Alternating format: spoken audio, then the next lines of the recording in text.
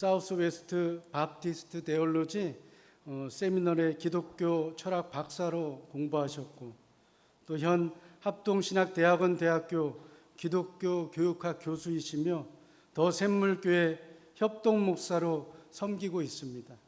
이 시간 교수님 나오실 때 뜨거운 박수로 환영하면 되겠습니다.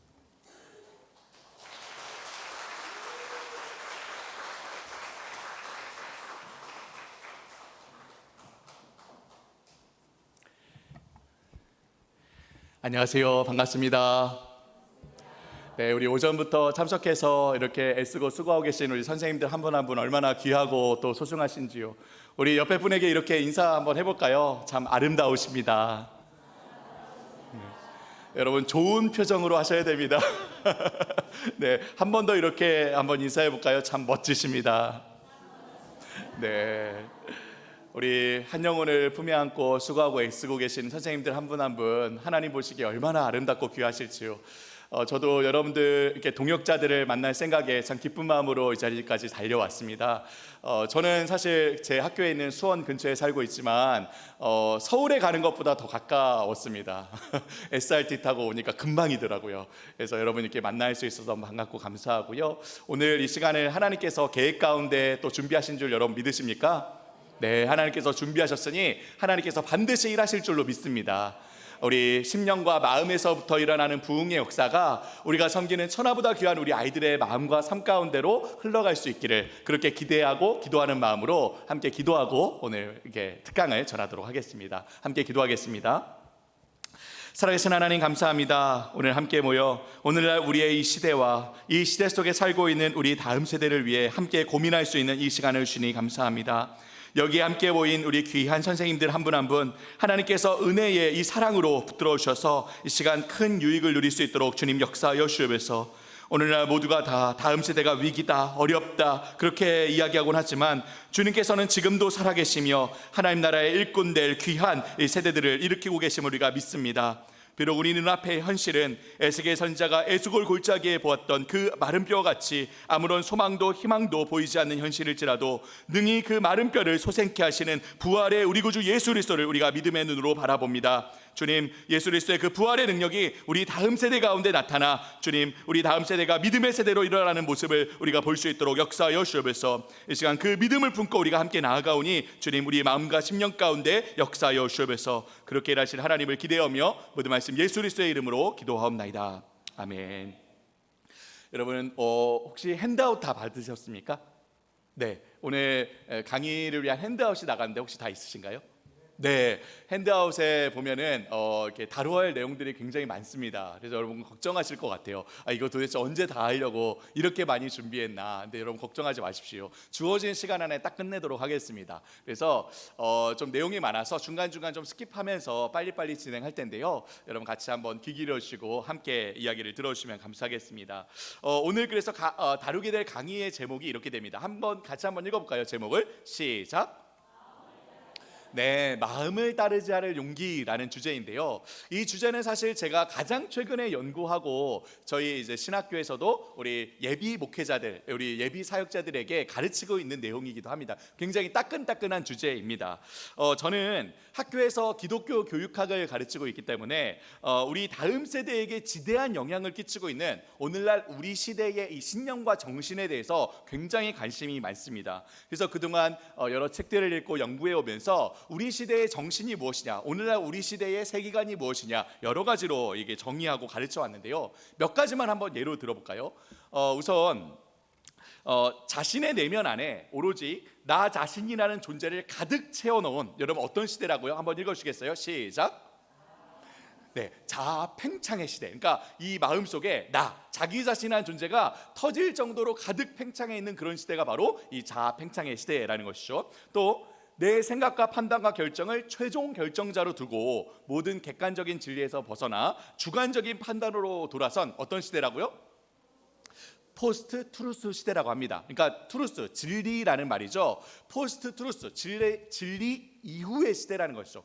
더 이상 사람들에게 진리가 진리로 받아들여지지 않는, 다 자기가 정하는 것이 진리의 기준이 된 그런 시대, 포스트 트루스 시대라고 합니다. 또 각자 내면에서 욕망하는 모든 것들은 다 반드시 실현시켜야 한다는 여러분 어떤 시대라고요? 네, 자기밖에 모르는 개인주의인데 적극적으로 표현하는 개인주의라는 거예요. 예전에는 너는 정말 너밖에 몰라, 너는 이기주의야, 개인주의야, 그러면 이제 나쁜 말이었는데 오늘날에는 모두가 다 개인주의를 갖고 있는, 그리고 이 개인주의를 적극적으로 표현하는 시대라는 것이죠. 마지막으로 여러분 혹시 들어보셨습니까? 찐이야. 들어보셨죠? 찐이야. 자신의 진심은 무조건적으로 다 수용하고 모두가 받아줘야 한다는, 여러분 어떤 문화라고요? 진정성의 문화. 내가 갖고 있는 진심은 다 수용되어야 한다는 진정성의 문화. 이렇게 우리 시대를 대표하는 이런 여러 가지 정의들을 제가 연구하고 가르쳐 왔습니다. 오늘도 이처럼 우리 시대를 잘 이렇게 읽어내며 또 우리 시대에 필요한 분별력을 가르쳐주는 또 한 사람의 학자를 여러분과 함께 나누고자 하는데요. 바로 네덜란드 암스테르담 대학교에서 학위를 하고 미국 탈보 신학교에서 신학을 가르치고 있는 타디어스 윌리엄스라는 교수입니다. 이분이 이제 여러 가지 신학과 윤리학과 변증학, 세계관 등을 가르치고 있는 교수인데요. 이 교수가 최근에 이런 책을 썼습니다. 원서의 제목이 Don't follow your heart, 그러니까 마음을 따르지 마라라는 제목이고, 이 책이 번역한 책이 바로 오늘 우리가 다루고자 하는 주제이죠. 마음을 따르지 않을 용기라는 이 책입니다. 저는 이 책을 중심으로 여러분과 함께 또 저의 여러 가지 또 통찰과 생각들을 담아서 여러분과 함께 이 짧은 시간 얘기할 텐데, 여러분 이 책을 꼭 한번 사서 읽으시면 좋을 것 같아요. 이 책의 내용과 함께 오늘 강의를 여러분이 더불어서 이제 또 이렇게 알게 되면 굉장히 또 다음 세대를 섬기는데 유익한 시간이 될 거라고 생각합니다. 자, 여러분 이 책이요, 마음을 따르지 않을 용기의 저자는 서두에서 오늘날 우리 시대를 사로잡고 있는 가장 급성장하고 인기를 끌고 있는 강력한 종교가 있다라고 얘기합니다. 우리 시대의 대부분의 사람들이 숭배하며 살아가는 가장 강력한 신이 있다라고 얘기해요. 여러분 어떤 종교일까요? 어떤 신일까요? 우리는 이제 기독교 하나님이면 좋겠는데 안타깝게도 그렇지가 않다는 거죠. 제가 힌트를 몇 가지 드릴게요. 오늘날 사람들의 84%가 삶의 최고의 목표는 내 삶을 최대한 즐기는 것이다 라고 이야기했다고 합니다. 그리고 86%의 사람들은 만족을 얻으려면 자신이 가장 갈망하는 것을 추구해야 된다라고 했다고 해요. 91%의 사람들이 나의 자아를 발견하는 최고의 방법은 내 내면을 들여다보는 것이다 라고 이야기했다고 합니다. 여러분 짐작이 가십니까? 이 종교 어떤 종교일까요? 이 신 누구일까요? 네, 바로 자기 자신이라는 거예요. 자기 자신, 그죠? 오늘날 가장 급성장하여 대부분의 사람들을 사로잡고 있는 가장 강력한 종교란 바로 자기 자신을 신으로 믿고 섬기며 살아가는, 여러분 저를 한번 따라해 주시겠습니까? 자아숭배교. 한 번 더 따라해 주시겠습니까? 자아숭배교. 네, 각자 갖고 있는 종교는 다를 수 있어도 뭐 기독교, 이슬람교, 불교 다를 수 있어도 실제로 가장 많은 사람들이 갖고 있는 이 종교, 이 신을 살펴보면 자기 자신을 신으로 섬기고 살아가는 자아숭배교 신자로 살고 있다는 거예요. 오늘날 이 자아숭배교의 메시지가 온 세상에 울려 퍼지고 있는 중입니다. 미디어 매체와 스마트 기기는 이 메시지와 찬송을 전하는 아주 최고의 도구이자 시스템이 되어 있죠. 그래서 아주 효과적으로 빠른 속도로 이 자아숭배교의 메시지를 이 세상 가운데 퍼뜨리고 있습니다. 정말 수많은 예들이 있고요. 제가 오늘 강의 중에 여러 가지 예들을 말씀드리겠지만 한 가지만 먼저 예로 들어볼게요. 우리 아이들이 매일 하루 종일 귀에 꽂고 듣는 여러분 K-팝 아이돌 노래 가사를 몇 개 준비했습니다. 다 작년에 나왔던 최신곡들인데요. 한번 볼까요? 르세라핌 아시죠? 르세라핌의 스마트라는 곡에서는 이런 가사를 노래합니다. I'm a smarter baby, smarter. 하나를 보면 10가지 간파해서 돌파하지. 계획대로 돼가지. 더 강한 이름 빌런을 택했지. So 그게 바로 미미 내겐 보여 시시. 여자 아이들이라는 그룹이 있죠. 여자 아이들의 슈퍼레이디라는 곡에선 이렇게 노래합니다. I'm the top 슈퍼레이디, I never lose. I'm a god 슈퍼레이디. 내가 신이라는 거죠. I'm a god 슈퍼레이디. 또 이제 작년에 나왔던 신상 아이돌이죠. 아일릿이라는 아이돌은 마그네틱이라는 곡에서 이렇게 노래합니다. 거대한 자석이 된 것만 같아 My heart. 네 모든 게 내 마음에 달라붙어 버려. Boy, we're magnetized. 인정할게. This time I want. 마지막으로 요즘 이제 초딩들의 대통령이라 불리죠. 아이브 아시죠? 아이브의 I am이라는 곡에는 이렇게 이야기합니다. 여러분 보이십니까? 가사? 같이 한번 읽어볼까요? 이거는 함께 읽겠습니다. 시작. 다른 문을 열어 따라갈 필요는 없어. 넌 너의 길로, 난 나의 길로. I'm on my way. 넌 그냥 믿으면 돼. 보이는 그대로야. 어느 깊은 밤 길을 잃어도 차라리 날아올라. 그럼 네가 지나가는 대로 길이거든. 그죠? 여러분, 예를 들자면 끝이 없다는 거예요. 아이들이 보는 애니메이션에서부터 아이들이 듣는 노래 가사, 영화, 드라마, 광고, 베스트셀러 자기 개발서들, 심지어는 학교에서 가르치는 이 커리큘럼까지. 여러분, 창체라고 아시죠? 창체, 창의적 체험 학습, 이 커리큘럼도 마찬가지입니다. 하나같이 이야기하는 동일한 메시지, 동일한 신념. 여러분, 뭐라고요? 무엇이라고요? 나라는 거야. 나. 그죠? 내 마음, 내 생각, 내 욕망, 내 욕구, 내 목적, 내 시간, 내 기대, 내 판단, 내 결정, 내 감정, 내 진심, 내 갈망, 내 사랑. 끊임없이 나를 숭배하라는, 자기 자신을 숭배하라는 메시지가, 이 찬양이 온 세상에 울려 퍼지고 있다는 것이죠. 그냥 우리가 숨만 쉬면서 살아가도 자연스럽게 이 자아숭배교의 메시지를 흡입하며 마음의 중심에 두고 살아가게 된다는 것입니다. 여러분, 어떻게 살아갈까요? 어떻게 살아갈까요? 이 사디어스 윌리엄스는 이 자아숭배교 신자들이 철저하게 지키면서 살아가는 10가지의 계명, 여러분 우리로 치면 무엇이죠? 예, 우리로 치면 10계명이 있다라고 얘기합니다. 우리도 10계명이 있듯이 우리 기독교도 자아숭배교에도 10계명이 있다는 거예요. 그런데 아주 독특하게도 오늘날 이제 인스타, 틱톡, 스냅챗 이런 SNS 상에서 공유되는 아주 인기 있는 해시태그들을 보면 이 자아숭배교의 10계명을 알 수 있다는 거예요. 먼저 이 10개의 계명이 무엇인지 간단하게 프리뷰 해볼게요. 제가 하나씩 해시태그를 얘기하면 여러분들은 정의를 한번 읽어주시면 되겠습니다. 여러분 핸드아웃도 있으니까 안 보이시면 핸드아웃을 참고해 주십시오. 자, 첫 번째 해시태그는 무엇이냐? 자아숭배의 10계명입니다. 첫 번째, 샵 Live Your Best Life. 시작.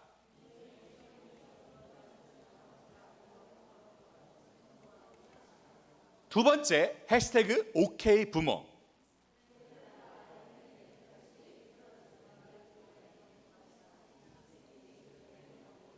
세 번째, 해시태그 Follow Your Heart. 네 번째, 해시태그 Be True to Yourself.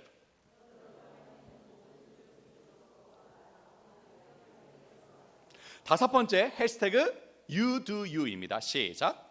내 인생은 나의 것이다. 여섯 번째, 아주 유명한 해시태그죠. 해시태그 YOLO. You Only Live Once 아시죠? 시작. 일곱 번째, 해시태그 The Answers Are Within. 여덟 번째, 해시태그 Authentic.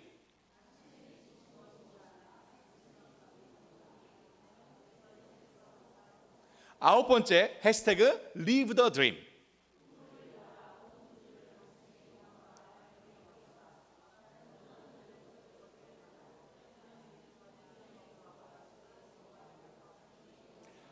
마지막 열 번째, 해시태그 Love is Love입니다. 시작. 사랑은 사랑이다. 사랑이 이긴다. 맹목적인 소용이 사랑의 유일한 길이다. 네, 여러분 이 해시태그들이요, 이것들이 각가지 상황에서 수도 없이 SNS 상에서 공유되고 널리 퍼져가는 우리 시대의 이 신념들, 모든 이들이 공통적으로 갖고 있는 믿음들이라는 거예요.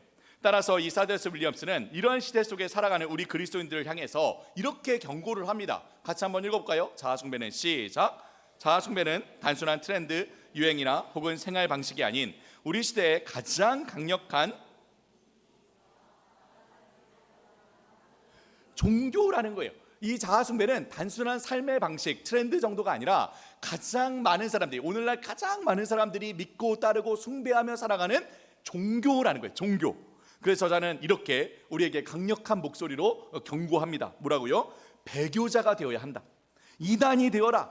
순교자가 되어야 한다. 여러분 오해하지 마십시오. 오해하지 마십시오. 여기서 배교자와 이단이란 우리 기독교의 배교자와 이단이 아니에요. 이 자아숭배교의 배교자와 이단이 되어야 한다는 거죠. 오늘날 우리 이 자아숭배의 신념을 당당하고 용기 있게 이 배교하고 이 시대의 이단자가 되어서 기꺼이 저항하고 순교할 수 있는 그런 각오가 있어야 한다는 것입니다. 역사 속에서 수많은 우리의 신앙의 선배들이 이 신앙을 지켜내기 위해서 실제로 자기 목숨을 순교했던 그런 순교자들이 되었다면 오늘날 우리는 이 사회와 문화의 주류가 되어 있는 이 메시지들에 거슬러 살아가며 사회적으로 문화적으로 순교를 하는 그런 각오가 되어 있어야 한다는 것이죠. 그렇지 않으면 우리는, 그리고 더욱이 이 시대 가운데 살고 있는 우리 다음 세대는 이 세계 곳곳에서 울려 퍼지는 이 자아숭배의 이 사상에 완전히 물들어 자기도 모르게 자아숭배교의 신자가 되어서 살아갈 수도 있다는 것입니다. 오늘 저는 여러분과 함께 오늘날 가장 강력한 종교라고 이 저자가 이야기하는 이 자아숭배교의 10가지의 교리, 10계명이 무엇인지 여러분에게 함께 여러분과 살펴보며 이 내용에 대적하는 우리가 가져야 하는 우리의 교리, 우리의 신념과 믿음은 무엇인가? 우리 여기 다 교사들이 앉아 계시죠? 우리 선생님들이 우리 다음 세대에게 전해 주어야 하는 기독교 신앙은 무엇인지 여러분과 함께 나누어 보고자 합니다. 여러분은 이 내용을 들으시면서 두 가지를 함께 고민해 주시길 바랍니다. 첫 번째는 이 자아숭배교의 10가지의 교리라 하는 이 10계명이 우리에게 들어와, 우리 교회 안에도 들어와 우리에게 특별히 우리 다음 세대에게 어떤 영향을 끼치고 있는지 한번 고민해 봐 주시고요.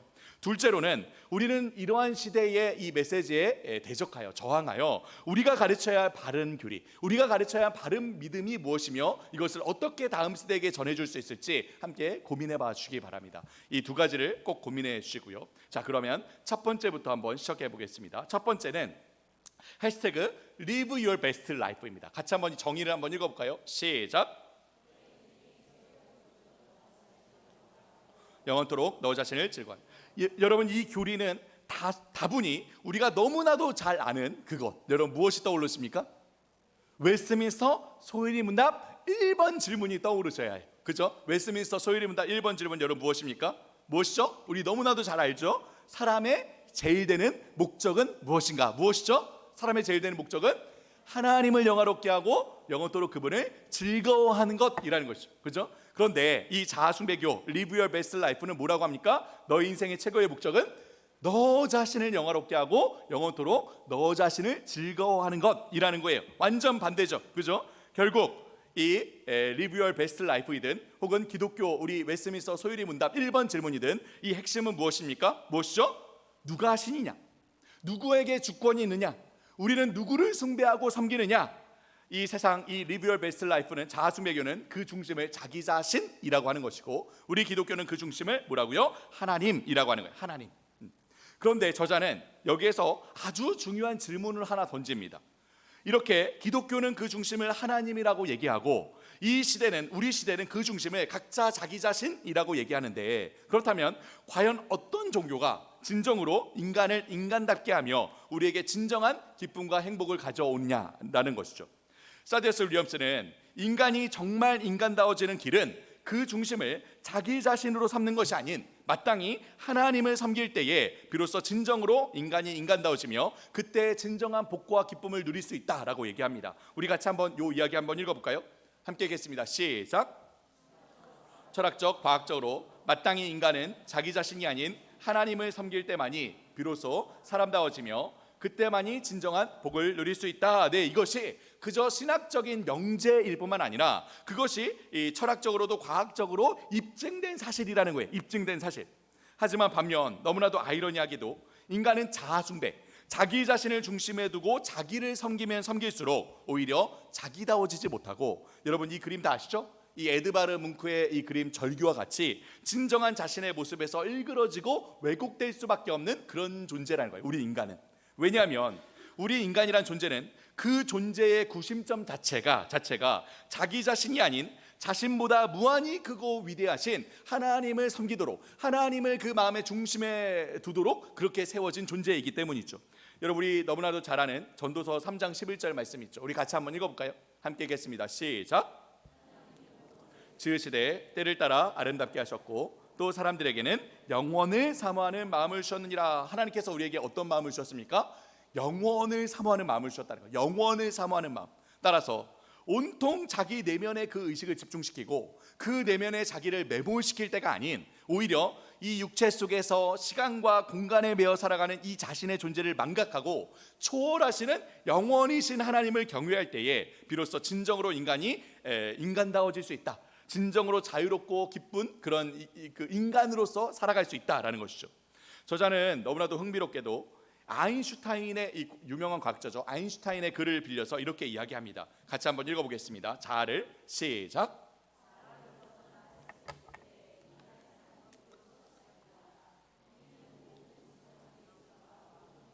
근원이다. 이 정설을 모르는 사람, 더는 멈추어 경의와 경외심에 빠져들 수 없는 사람은 죽은 것이나 다름없다.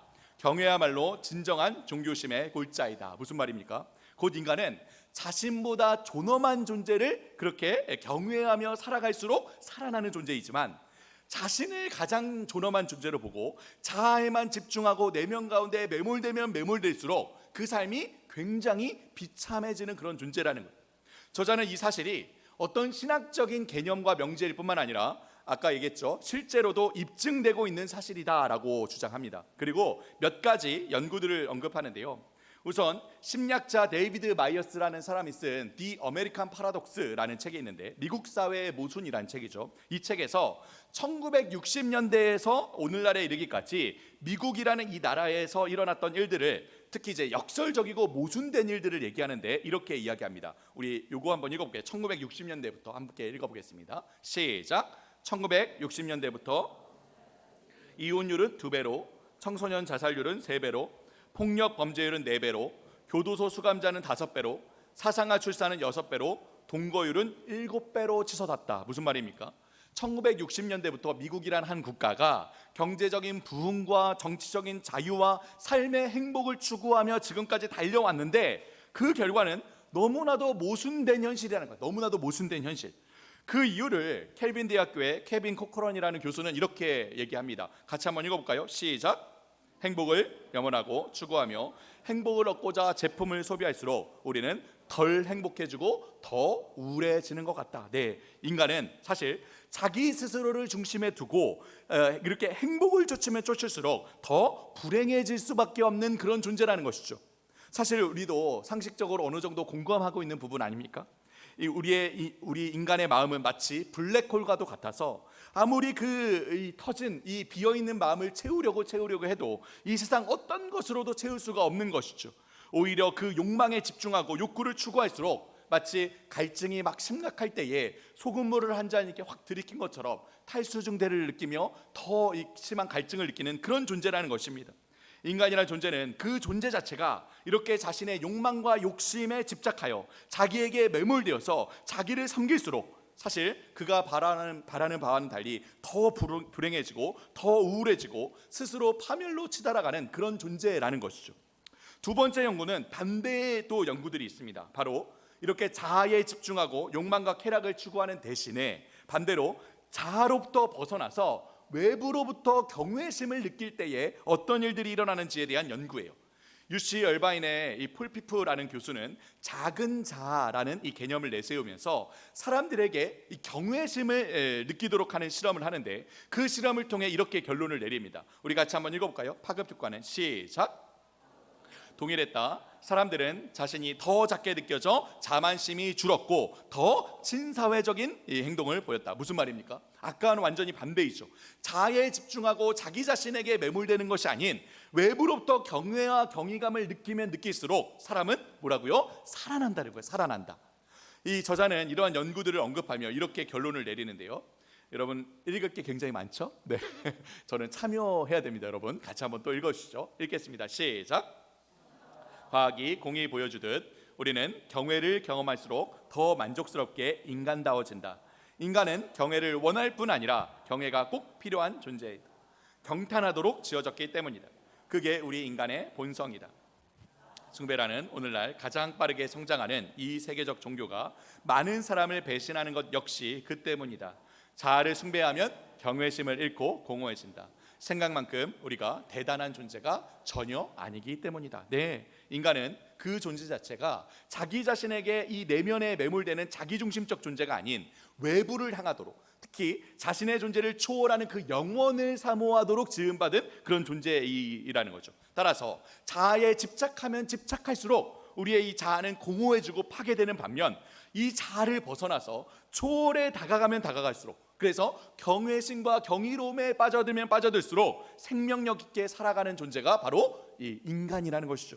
저자는 우리가 이 내면과 자아에 고정된 시각을 돌이켜서 하나님께서 지으신 이 세상, 이 경이로운 세상 곳곳을 바라볼 때에 얼마든지 이러한 경외심에 빠져들 수 있다라고 얘기합니다. 예를 들자면 드넓은 대지와 이 장엄한 폭포와 같은 경이로운 자연 경관들, 태아의 심장이 뛰는 이 초음파 영상, 도스토예프스키의 소설, 요한 세바스찬 바흐의 교향곡, 크리스토퍼 놀란 감독의 영화들, 미켈란젤로나 이 반고흐의 그림들, 사랑하는 사람의 반짝이는 눈망울, 겉바속촉, 맛있는 미디엄 스테이크, 제가 스테이크를 좋아하거든요. 미디엄 스테이크, 사랑하는 연인과의 달콤한 입맞춤, 그리고 우리의 다음 들이쉬고 내뱉는 호흡까지도. 하나님께서 지으신 이 세상 곳곳에는 우리로 하여금 경외심에 빠져들도록 하는, 경이로움을 느끼도록 하는 여러 가지 것들이 온 사방에 깔려 있다는 것이죠. 하지만 그 모든 것들은 그보다 훨씬 더 존엄한 존재, 사실은 그 모든 것들을 만드시고 다스리시는 분 누구입니까? 바로 한 분, 하나님을 가리키고 있죠. 곧 이것들은 결론이 아닌 전제이고, 바다가 아닌 강이며, 해가 아닌 햇빛이고, 목적지가 아닌 관문들이라는 거예요. 이러한 무수한 이 삶의 경외의 표지판을 우리가 따라가다 보면 그 무한한 근원이시며 최종 목적지이신 삼위 하나님을 만나게 되는 것이죠. 따라서 저자는 이렇게 결론을 맺습니다. 같이 한번 읽어볼까요? 무한한 초월이신, 시작. 초월이신 하나님을 더 알아갈수록, 그래서 그 하나님을 향한 경외심이 더 커져갈수록 진정으로 우리가 우리다워진다. 네, 인간의 제일 되는 목적은 나 자신을 영화롭게 하고 영원토록 나를 즐거워하는 것이 아닌, 나를 지으시고 다스리시는 하나님을 영화롭게 하며 하나님 안에서 즐거워하도록 그렇게 지음받은 존재라는 거예요. 오직 하나님만이 영원을 사모하는 우리의 이 마음을 영원이신 그분으로 가득 채우기 때문이죠. 비로소 진정으로 우리를 인간으로서 인간다워지도록, 그분 안에서 진정한 기쁨과 복과 평안을 누리도록 하시기 때문입니다. 우리 경북로의 모든 교회 공동체가 정말 하나님을 깊이 알아가며 하나님 안에 진정한 기쁨과 사랑을 배워가는 공동체가 되기를 주님의 이름으로 축복합니다. 네, 그래서 여러분들, 우리 경북도의 모든 이 교회들을 통해서 우리 다음 세대가 하나님 안에 누리는 참된 기쁨을 누릴 수 있기를 주님의 이름으로 축복합니다. 아멘. 네, 이렇게 첫 번째 교리를 마치고 두 번째로 넘어가고자 합니다. 여러분, 지금 몇 가지 해야 되죠? 10가지 해야 되죠. 지금 하나 끝났으니 여러분 어떤 생각이 드십니까? 언제 10개를 다 하나? 여러분 고민하지 마십시오. 네, 첫 번째는 좀 길었습니다. 가면 갈수록 짧아지거든요. 네, 그러니까 여러분 걱정하지 마시고 편한 마음으로 들어주시기 바랍니다. 두 번째는 바로 해시태그 OK 부모입니다. OK 부모. 여러분, 부모가 뭡니까? 부모. 미국의 이 어른 세대, 시니어 세대를 베이비 부모 세대라고 해요. 왜냐하면 그때의 출산율이 가장 높았거든요. 우리나라도 비슷하죠, 그죠? 이때가 베이비 부모인데, 이 부모 세대, 어른들을 향해서 뭐라고 하는 거예요? 오케이 부모라는 거예요. 이게 무슨 뜻입니까? 무슨 뜻이죠? 죄송합니다, 우리 어르신 분들 죄송합니다. 네. 알았어 꼰대들아, 이런 뜻이에요. 알았어 꼰대들아, 그만 얘기해, 우리가 알아서 할게. 이게 오케이 부모입니다. 제가 그렇게 얘기하는 거 아닙니다, 여러분. 오해하지 마십시오. 얘네들이 이렇게 얘기한다는 거예요. 오케이 부모. 제가 이 두 번째 교리를 언급하기 전에 한 가지 이 책과 관련된 에피소드 하나를 말씀드리려고 합니다.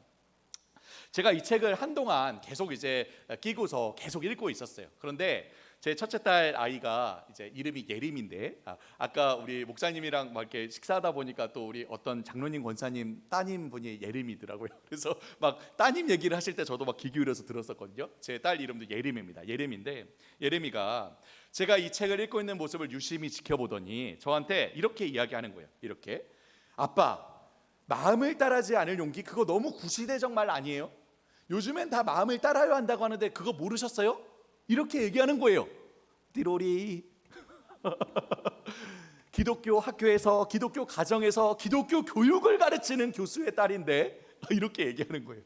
네, 이 자아숭배교의 메시지가 오늘날 얼마나 이렇게 치밀하게 우리에게 침투했는지 제가 제 딸을 보면서 알았습니다. 네, 이 책을 막 읽고 있는데 얘가 이렇게 얘기한 거예요. 네, 그래서 제가 이 이야기를 하는 딸에게 이 두 번째 교리, 오케이 부모 부분을 보여주면서 한 시간 정도 길게 얘기를 나눴어요. 그리고 결론적으로 이렇게 얘기했습니다. 우리 같이 한번 이 이야기를 한번 읽어볼까요? 함께 읽겠습니다. 시작.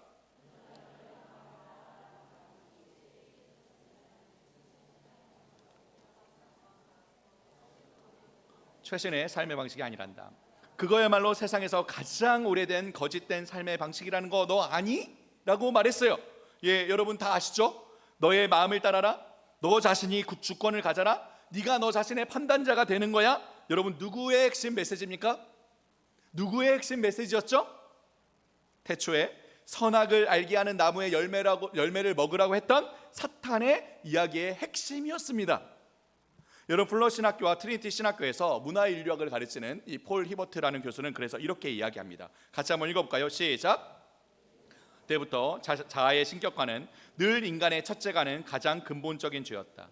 사탄은 아담과 하와를 유혹하여 사탄을 숭배하게 한 게 아니라 그들 자신, 그들의 자유와 권리, 신이 될 잠재력을 숭배하게 했다. 네, 이것이 선악과를 먹으라고 유혹했던 사탄의 이 마귀의 이 핵심적인 유혹의 이 핵심이었다는 거예요.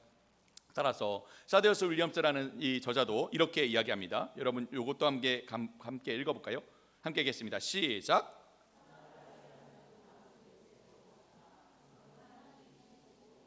신이 아니라는 진리를 대변한다. 그분이 우주를 제작하여 훤히 아신다는 진리를 수목과 엽록소라는 은유로 보여주신 것이다.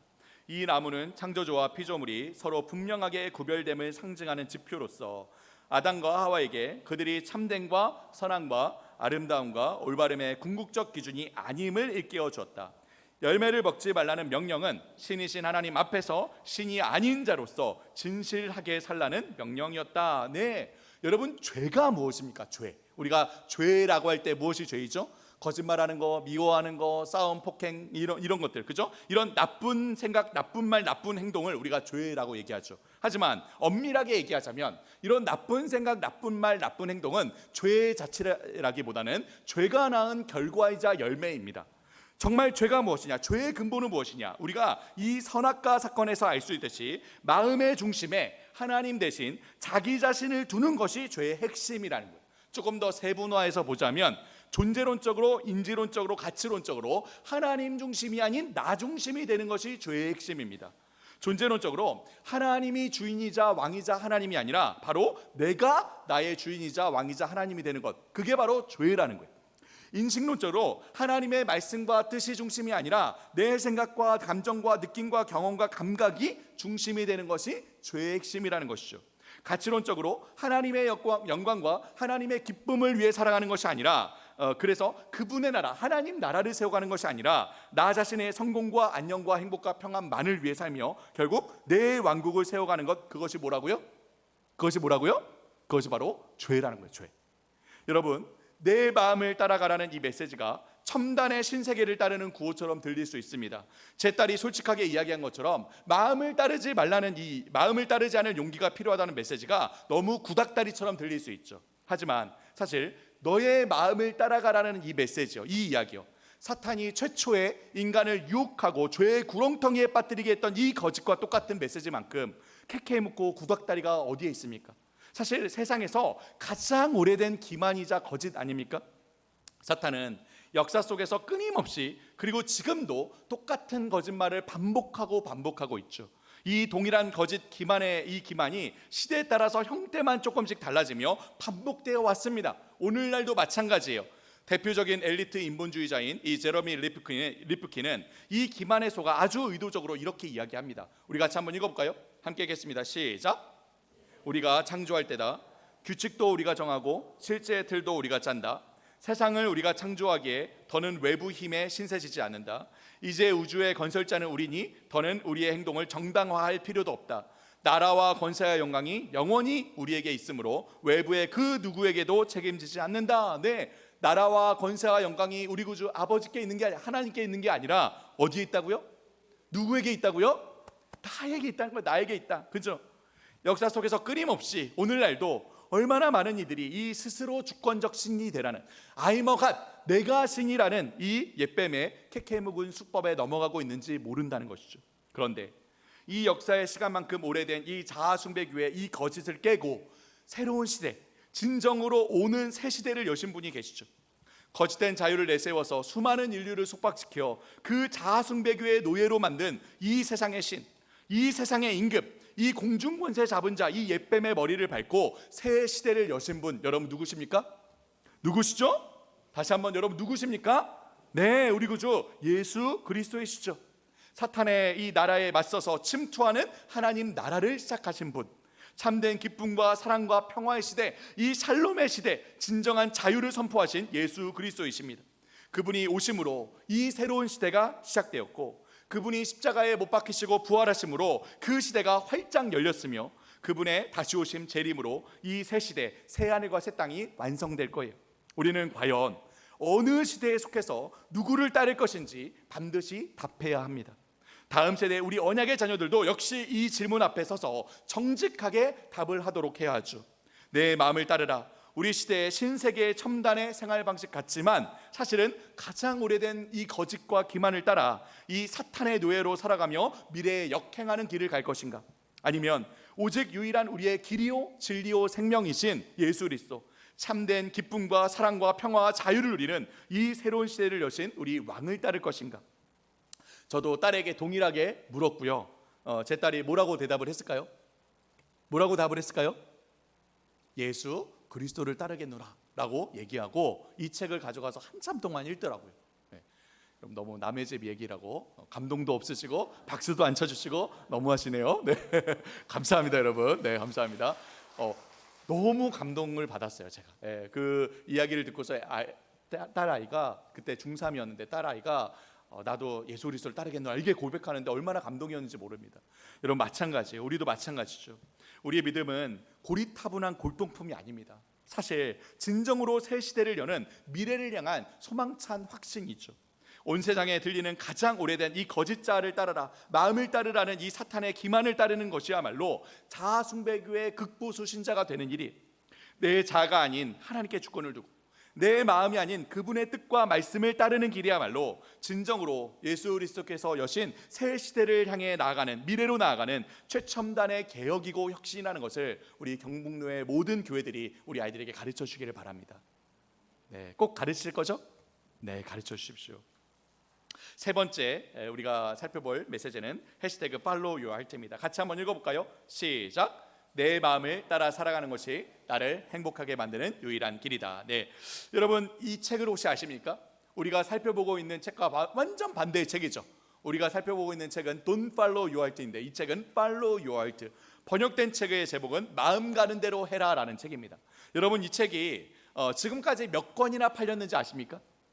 혹시 이 책을 보신 분 계세요? 우리 중에 한두 명 정도는 봤을 법한데, 왜냐하면 이 책이 무려 60개국에서 출간해서 700만 부가 팔렸다고 합니다. 어마어마한 베스트셀러이죠. 그렇죠? 모두가 사실은 이 신념, 마음 가는 대로 하라는 이 신념을 품고 살아가고 있다는 것이죠. 여러분 한 가지만 더 예를 들어볼까요? 픽사 회장을 거쳐서 애플 공동 창업자로서 애플을 현재 세계적인 기업으로 성장시킨 인물이죠. 누구입니까? 스티브 잡스. 우리 21세기 최고의 혁신의 아이콘이죠. 이 스티브 잡스도 늘 이렇게 얘기하고 다녔다고 합니다. 뭐라고요? 내 마음을 따르지 않을 이유가 없습니다. 그죠? 예, 이 지난 애플 행사, 우리 애플 행사를 WWDC라고 하죠. 이 행사의 작년 캐치프라이즈가 이 스티브 잡스의 내가 복음 1장 1절을 인용해서 이렇게 얘기를 했죠. 뭐라고요? 마음 가는 대로 해라. 그죠? 오늘날 이 마음 가는 대로 해라라는 이 메시지가 이렇게 온 세상에 울려 퍼지고 있죠.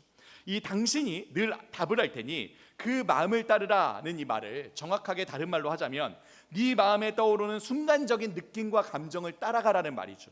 심사숙고하고 깊이 사고하고 논리적으로 이성적인 판단을 따르지 말고 Why so serious? 뭘 그렇게 심각해? 뭘 그렇게 고민해? 네 마음이 순간적으로 이끄는 그 느낌과 감각을 따라가라는 말인 거죠. 이 순간적인 느낌과 감정에 권위를 부여해 주라는 것입니다. 특히 오늘날은 이 신념을 관철시키기 위해 자아숭배교가 핵심적인 전략으로 삼고 있는 분야가 있죠. 어떤 분야입니까? 바로 성이라는 분야입니다. 성적 지향의 문제이든 혹은 성적 정체성의 문제이든 오늘날 이 가장 직관적이고 감각적인 이 성적인 느낌과 감정에 권위를 부여하라고 말하는 시대이죠. 네, 여러분 그래서 뭐라고요? 여러분 한번 같이 한번 읽어볼까요? 시작. 성적 자기 결정권. 네, 이걸 이제 우리 아이들에게 가르쳐요. 교과서에서 가르칩니다. 성적 자기 결정권. 무슨 말입니까? 성적으로 모든 사항들에 대해서 자기가 결정해야 된다라고 가르치는 시대예요. 정신분석학의 아버지라 불리는 지그문트 프로이드라는 이 학자가 한 사람의 정체성은 그 사람의 내면의 욕망과 감정, 특별히 성적인 욕망과 감정으로부터 비롯된다고 주장한 이유로 오늘날 내 마음을 따르라는 이 신념은 곧 너의 성적인 욕망과 감각을 따르라는 말과 똑같은 말이 되었습니다. 여러분, 남자가 남자를 보고 굉장히 매력적이다라고 생각할 수 있습니다. 우리 목사님 너무 멋있어요. 우리 전사님 너무 멋있어요. 이렇게 남자가 남자를 보고 이렇게 매력적으로 느낄 수 있어요. 멋있다라고. 여자가 어떤 여자를 보고 참 아름답다라고 느낄 수 있어요. 그게 내적이든 외적이든 뭐 같은 성별을 가진 사람을 보고서 저 사람 참 멋있다. 저 사람 참 아름답다라고 느낄 수 있습니다. 느낄 수 있어요. 그런데 오늘날은 그 감정과 느낌에 권위를 부여하는 거예요. 그래서 그것에 복종하라고, 그래서 용기 있게 커밍아웃하라고, be you, 네가 되라고 그렇게 몰아세우는 것이죠. 그러니까 단순히 좋아하는 것으로 그치지 않고, 첫째, 그 대상을 성적으로 대상화를 삼도록 만들고, 두 번째, 그것으로 나의 정체성을 재정의하도록 만드는 시대라는 거예요. 그래서 오늘날은 이 자기의 느낌과 감정, 이 욕망에 온전히 복종하고 그대로 표출하지 않는 것을 자아에 대한 용서받지 못할 죄라고 생각한다는 거예요. 얼마 전에 아주 인기 있는 막장 드라마 대사가 이러한 오늘날의 현실을 잘 말해주고 있습니다. 뭐라고요? 여러분 혹시 아십니까? 이 대사요? 사랑에 빠진 게 죄는 아니잖아. 네, 아니요, 죄예요, 죄. 불륜은 죄죠, 그죠? 그런데 오늘날은 뭐라고요? 사랑하면 죄가 아니라는 거예요. 사랑하면 다 괜찮다고 말하는 시대라는 거예요. 사랑하면. 여러분, 이전에는 반대였죠. 자기 욕망을 따라 질서와 기준을 흔들고 선을 넘는 것을 우리가 죄라고 생각했죠. 하지만 이제는 완전히 반대로 무언가에 얽매여서 자기 욕망을 따르지 않는 것이 죄가 된 시대라는 거예요. 나의 모든 느낌, 기분, 끌림, 욕망을 하나하나 중시해야 되고, 거기에 신처럼 나를 규정할 수 있는 절대 권력을 부여해 주는 거죠. 누구든지 이 나의 이 진심에 딴소리를 하는 사람은 편견과 혐오에 사로잡힌 사람, 나의 자아에 이 상처를 남기는 폭력을 행사하는 악마들이라고 생각합니다. 역사 속에서 이렇게 무조건 나의 마음을 따라 내 느낌과 감정에 복종하라는 이 메시지는 우리 인류에게 상상도 하지 못할 일이었습니다. 모두가 우리 마음은 결코 절대적이지 않으며 늘 잘못된 선택을 한다는 것을 모두가 알고 있었어요. 따라서 지난날의 인류는 주변 세상을 자기 감정에 끼워 맞추는 대신에 들쭉날쭉한 내 감정을 이 주위에 맞추기 위해서 애써왔죠. 기독교만이 아니라 사실 모든 철학과 모든 종교가 마찬가지였습니다. 예를 들어볼까요? 아리스토텔레스라는 유명한 철학자는 이 제자들에게 늘 감정의 절도를 추구하게 했습니다. 그러니까 마음대로 감정을 따르는 것이 아니라 감정을 절제해야 한다라고 가르친 거죠. 아구스티누스라는 신학자는 인간의 내면 생활이 사랑의 질서와 조화로워야 한다라고 얘기했죠. 불교도 마찬가지예요. 석가모니는 귀의자들에게 애착심을 의심하고 초월해야 된다라고 설법했습니다. 자기를 사랑하는 마음을 초월하고 진정한 질서에 이렇게 맞춰야 한다라고 얘기한 거죠. 이슬람교도 추종자들을 내면의 과욕과 맞서 싸우는 더 큰 성전으로 불러내었습니다. 초기 힌두교와 이 중국 전통에서도 이 과정, 자아를 초월하고 진정한 세계의 질서에 부합하는 과정을 각각 사티야 혹은 도라고 일컬었죠. 물론 이런 모든 철학과 종교들은 결국 어긋나갔죠. 왜곡된 방향으로 나가서 잘못된 방향으로 갔지만 어쨌든 모두가 다 내 자아, 내 감정이 중심이 아니라 외부 세계에 어떤 기준과 질서가 있다라고 그렇게 생각했다는 거예요. 우리 기독교는 말할 것도 없죠. 우리는 이렇게 자기의 죄성에서 벗어나 하나님의 질서에 순종하며 변화하는 과정을 제자도 혹은 성화의 과정이다라고 얘기하지 않습니까? 이처럼 모두가 어떤 초월적인 기준이 외부에 있다는 것과 사실 인간은 자신의 이 욕망에서 벗어나 이 기준에 부합되어야 한다고 그렇게 이야기했다는 거예요. 우리는 결코 하루에도 수백 번씩 요동치며 그렇게 늘 모순덩어리이고 결국 철저하게 타락한 이 우리의 마음을 따르지 않아야 합니다. 예레미야 17장 9절에서 이렇게 얘기하죠. 우리 같이 한번 읽어볼까요? 함께 읽겠습니다. 시작. 거짓되고 심히 부패한 것은 마음이라. 모든 만물보다 가장 거짓되고 부패한 것이 무엇이라고요? 우리 인간의 마음이라고요. 왜요? 이 인간의 마음에서부터 죄가 시작됐거든요. 가장 부패하고 가장 거짓된 것 바로 우리의 마음이라는 거예요. 전도서 9장 3절은 또 이렇게 얘기합니다. 같이 한번 읽어볼까요? 시작. 마음에는 악이 가득하여 그들의 평생에 미친 마음이라고요. 우리의 마음 뭐라고요? 미친 마음이라고. 이 미친 마음을 어떻게 따릅니까? 세 번째, 우리 같이 한번 읽어볼까요? 마태복음 15장 19, 20절 시작. 나오는 것은 악한 생각과 살인과 간음과 음란과 도둑질과 거짓 증언과 비방이니 이런 것들이 바로 이 모든 죄의 결과 열매들이 우리의 마음에서부터 비롯된다는 것이죠.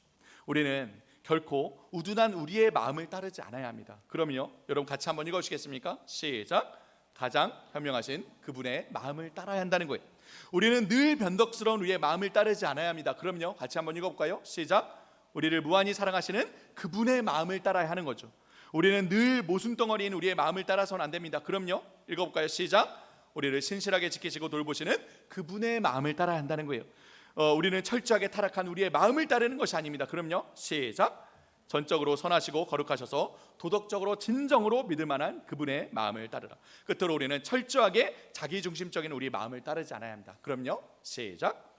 극악한 모습을 아심에도 끝까지 사랑하시는 그분의 마음을 따라하는 그분의 마음. 모래와 같은 내 마음과 감정과 느낌이 아닌 반석이신 우리 주님의 약속을 신뢰하며 인생의 집을 지어갈 때만이 어떤 풍파와 창수에도 흔들리지 않는 견고한 인생의 집을 지어갈 수 있다는 것이죠.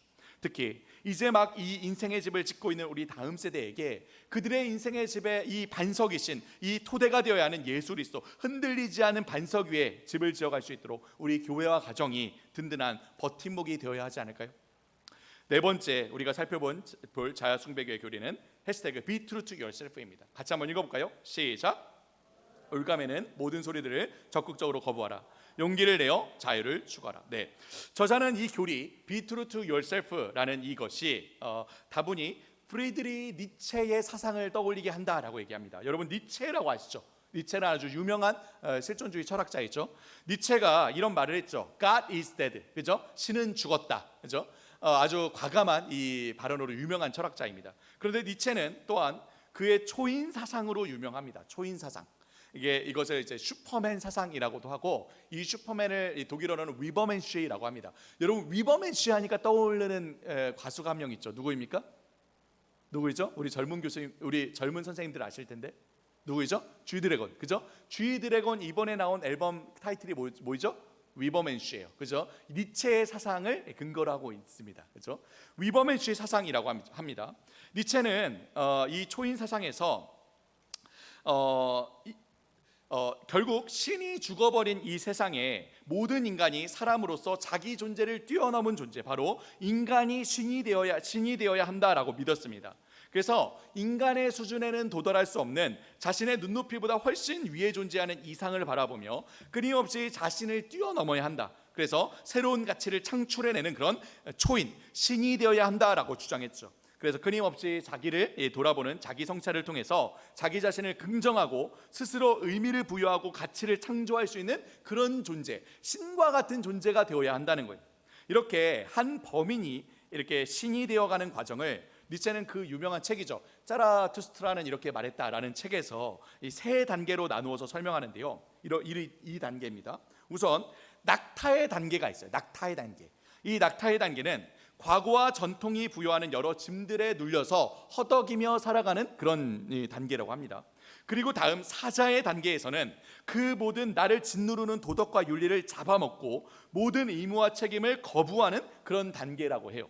그리고 마지막 단계는 어린아이의 단계인데 그 중간에 어떤 게 껴있죠? 중간에 용의 단계가 껴있죠. 용, 그죠? 근데 용은 단계라기보다는 이 사자가 싸워야 하는 적이자 원수이자 악이라는 거예요. 그런데 니체는 바로 이 악이 우리 기독교에서는 절대선 기준이라고 여겨지는 하나님이 바로 이 세상에서는 절대 악이라는 거예요. 하나님의 가치와 도덕과 윤리와 기준을 악으로 규정하고 싸워야 한다는 것이죠. 그리고 이제 초인이 되는 신이 되는 마지막 단계는 어린아이의 단계로 아무 제약 없이 모든 일들을 놀이삼아 해나가며 스스로 모든 의미와 가치를 창출해내는 단계라고 합니다. 이렇게 니체는 신이 죽은 이 세상에 이제 인간이 초인, 즉 하나님을 대신하는 신이 되어야 하며 모든 의미와 목적과 가치를 스스로 창조해내는 존재가 되어야 한다라고 주장한 거예요. 따라서 사디어스 윌리엄스는 이 니체의 초인이 되어 너 자신이 모든 의미와 가치를 규정하라는 이 메시지가 이 자아숭배교의 네 번째 계명, 이 Be True to Yourself, 자아에 충실하여 진정한 너 자신이 되어라 라는 말과 동일한 말이라고 얘기합니다. 동일하다. 오늘날의 이 니체의 사상이, 이 자아숭배교의 교리가 우리 주위에 넘쳐나죠. 우리는 나도 모르게 이 사상에 물들어 그 교리를 받아들여 자아를 숭배하며 살게 됩니다. 그런데 이 저자는 오늘날 사람들이 각자 자기의 마음을 따라 개성을 추구하며 자기 자신의 길을 걸어간다고 생각하지만 너무나도 큰 착각이라는 거예요. 그건 사실 그들은 자신들이 믿는 대로 자기가 자기 자신의 운명의 선장이 되어서 스스로 초인, 슈퍼맨, 신이 되는 것이 아닌, 사실은 이미 그 사상을 믿고 따라온 여러 인본주의자들의 노예가 되는 길이나 다름없다라고 얘기합니다. 그리고 우리 모두 잘 알듯이 이 자아숭배교를 창시한 그 근원에는 여러분 누가 있습니까? 그 근원에는 바로 자아숭배교의 창시자 사탄이 있다는 것이죠. 윌리엄스는 과연 누구를 섬길 것이냐라고 질문을 던지며 사탄의 첫 번째 유혹을 따라 자아를 숭배한 모든 이들이 어떤 결말을 맞이했는지 지켜봐야 한다라고 합니다. 여러분 같이 마태복음 7장 말씀 한번 읽어볼까요? 함께 읽겠습니다. 시작.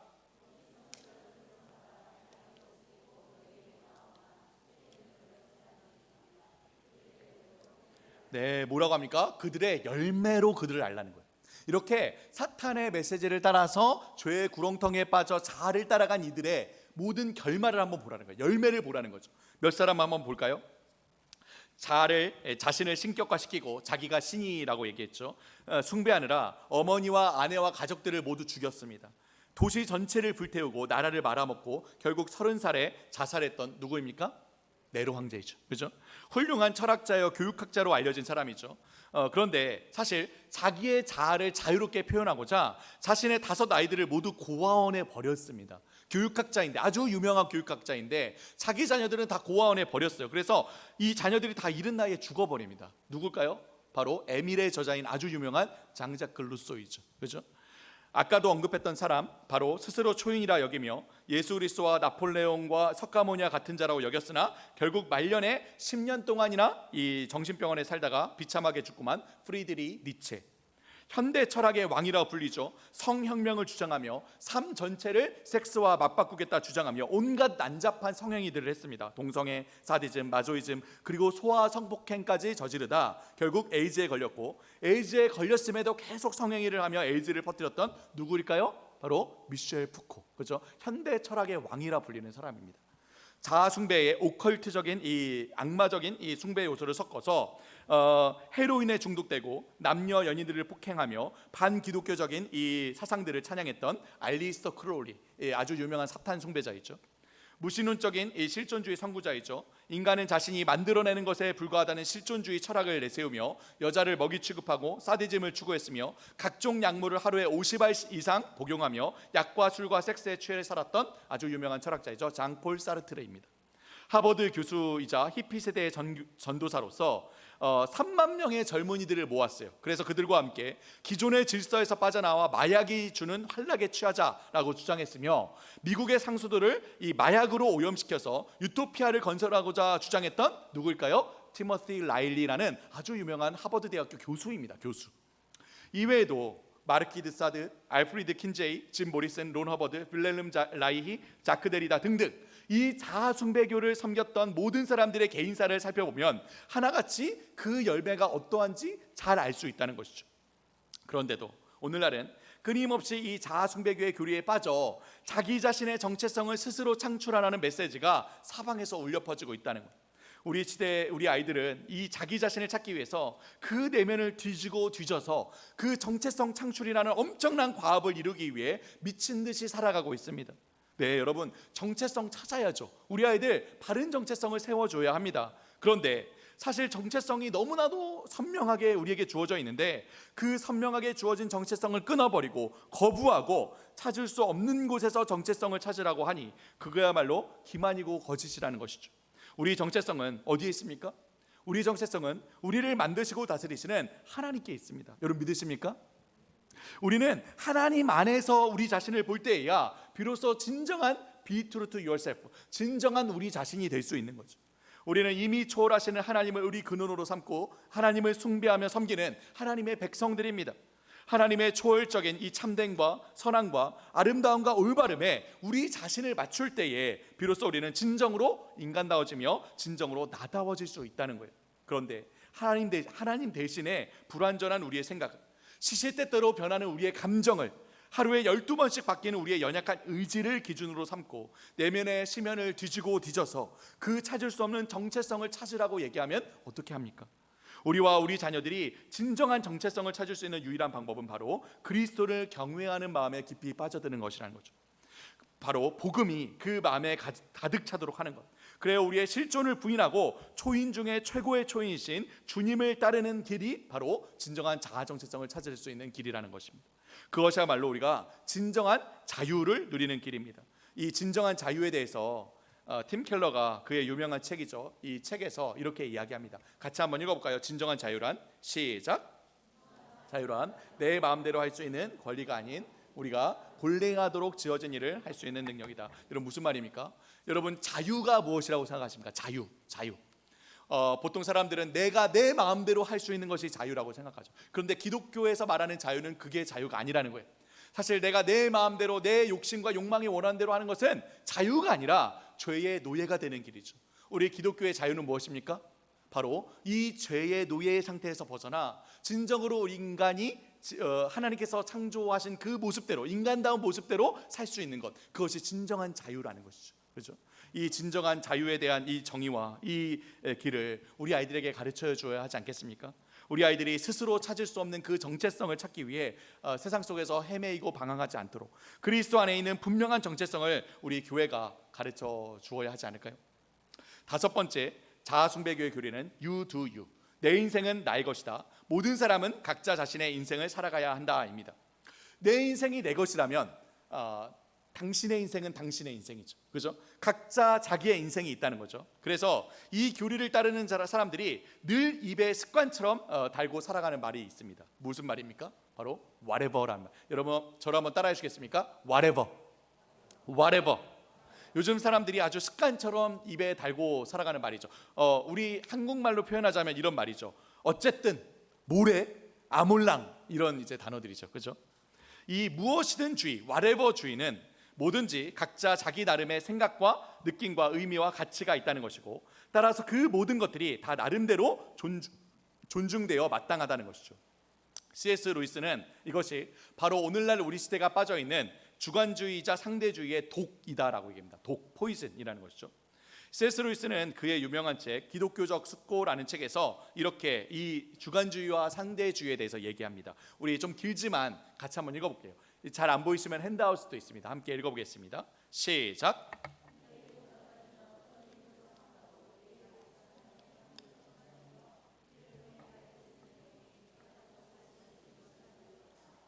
정욕의 유혹에 대립되는 것은 감정이 아니라 이성이라고 당연히 받아들여졌다. 플라톤과 아리스토텔레스가 그렇게 생각했고 리처드 후크와 조셉 버틀러와 세뮤엘 존슨 박사도 마찬가지다. 그런데 현대에 와서 관점이 완전히 바뀌었다. 계속 읽겠습니다. 시작. 이제 가치 판단은 아예 판단으로 통하지 않는다. 그것은 환경과 전통의 영향으로 생겨난 공동체의 감정이나 컴플렉스나 입장일 뿐이며 그래서 공동체마다 다르다. 어떤 대상이 선하다는 말은 우리의 감정 표현에 불과하며 그 감정은 사회적으로 조건화된 것이다. 하지만 인간의 지성은 새로운 가치를 만들어낼 능력이 없다. 하늘에 새로운 태양을 달거나 분광에 새로운 원색을 넣을 수 없는 것과 마찬가지이다. 무슨 말입니까? 이전에는 내 자아 너머에 존재하는 분명한 기준과 질서, 그것이 뭐 아름다움에 대한 기준이든 진리에 대한 기준이든 뭐 사랑에 대한 기준이든 정의에 대한 기준이든 분명한 가치 판단과 기준이 존재했다는 거예요. 그런데 이제는 그러한 실제는 사라지고 오로지 인간의 감정과 주관적인 취향만이 남았다는 거죠. 그래서 오늘날은 모든 신념과 신조를 배제시키고 모든 참과 거짓의 기준을 모든 가치 판단의 기준을 그저 개인의 느낌과 감정에 두고 있는 주관성이 극도로 강조된 그런 시대라는 겁니다. 그래서 크리스 히긴스라는 이 저자는 이렇게 얘기합니다. 우리 같이 한번 읽어보겠습니다. 시작. 현대인들은 자기가 생각하는 것을 선하다고 하는 경향이 있다. 이러한 생각은 선한 속성을 가진 것을 귀중하다고 여기던 고대의 관점과 정반대이고 그 차이는 결정적으로 매우 큰 문제가 될 수 있다. 고전 윤리에서는 선이란 반드시 우리의 의지 밖에서 의지와 상관없이 존재하며 그러한 완전한 독립성 덕분에 우리는 그것을 따르고 선은 우리를 그러니까 우리 외부에 우리가 마땅히 이건 다 옳아, 이거는 선한 거야 라고 하는 기준이 있었다는 거예요. 원래는. 그런데 이 기준이 없어졌다는 거죠. 다 모두 내 판단, 내가 결정하는 거라는 거예요. 그죠? 이러한 현상을 잘 설명하기 위해 이 저자는 오늘날 20세기에 일어났던 가장 심각한 사건 중에 하나는 바로 비너스를 살해하는 시도였다라고 합니다. 여러분 저를 한번 따라해 주시겠습니까? 비너스를 살해하라. 이게 무슨 말일까요? 비너스가 뭔지 아시죠? 이 아름다움의 이 상징인 여신이죠, 그렇죠? 비너스를 살해했다는 거예요. 무슨 말이냐? 이전의 예술가들은 자신의 너머에 있는 아름다움에 매료된 사람들, 자아에 매몰되지 않고 객관적인 아름다움에서 창작의 영감을 받는 사람들이었다는 거예요. 그들에게 세상은 아름다움, 사랑, 진리, 정의와 같은 추상적인 개념들이 실제했던 그런 세계였고, 그런 실제가 인간 외부에 실제로 존재했다라고 다 믿었다는 거죠. 그래서 예술가들은 이러한 세상을 표현하기 위해 아름다움의 상징인 비너스의 여신을, 흰옷을 입은 순결한 진리의 여신 베리타스를, 날개를 가진 이 사랑의 신 큐피트를, 눈을 가리고 저울을 든 정의의 여신 테미스를 그렇게 조각하고 그려냈던 사람들이었다는 거예요, 예술가들이. 그런데 오늘날은 뭐라고요? 오늘날은 그 아름다움에 대한, 진리에 대한, 사랑에 대한, 정의에 대한 모든 가치 기준과 질서가 사라져 버렸다는 거예요. 그들에게 오늘날 아름다움이란 그저 궤변과 망상에 불과하며, 진리란 그저 아무도 서로를 반박할 수 없는 상대적인 소견에 불과하고, 사랑은 이거 아주 이제 뭐랄까요, 좀 끔찍한 표현인데, 사랑은 그저 2분 52초의 마찰 소리에 불과하다라고 합니다. 정의란 그저 유전자에 속은 우리의 망상에 불과하다라고 합니다. 여러분 여기 2분 52초의 마찰 소리라는 말은 영국의 펑크락 그룹인 섹스 피스톨즈의 가수이죠, 조니 로튼이 한 말이거든요. 이해가 되십니까? 사랑이라는 어떤 고상한 개념이 없고, 사랑을 그저 성행위 정도로 치부해 버리는 거예요. 사랑은 그냥 섹스다라고 말하는 거예요. 오늘날 이렇게 예술가들은 그들이 믿고 표현하던 기준을 다 버리고 비너스를 죽여버린 시대라는 것이죠.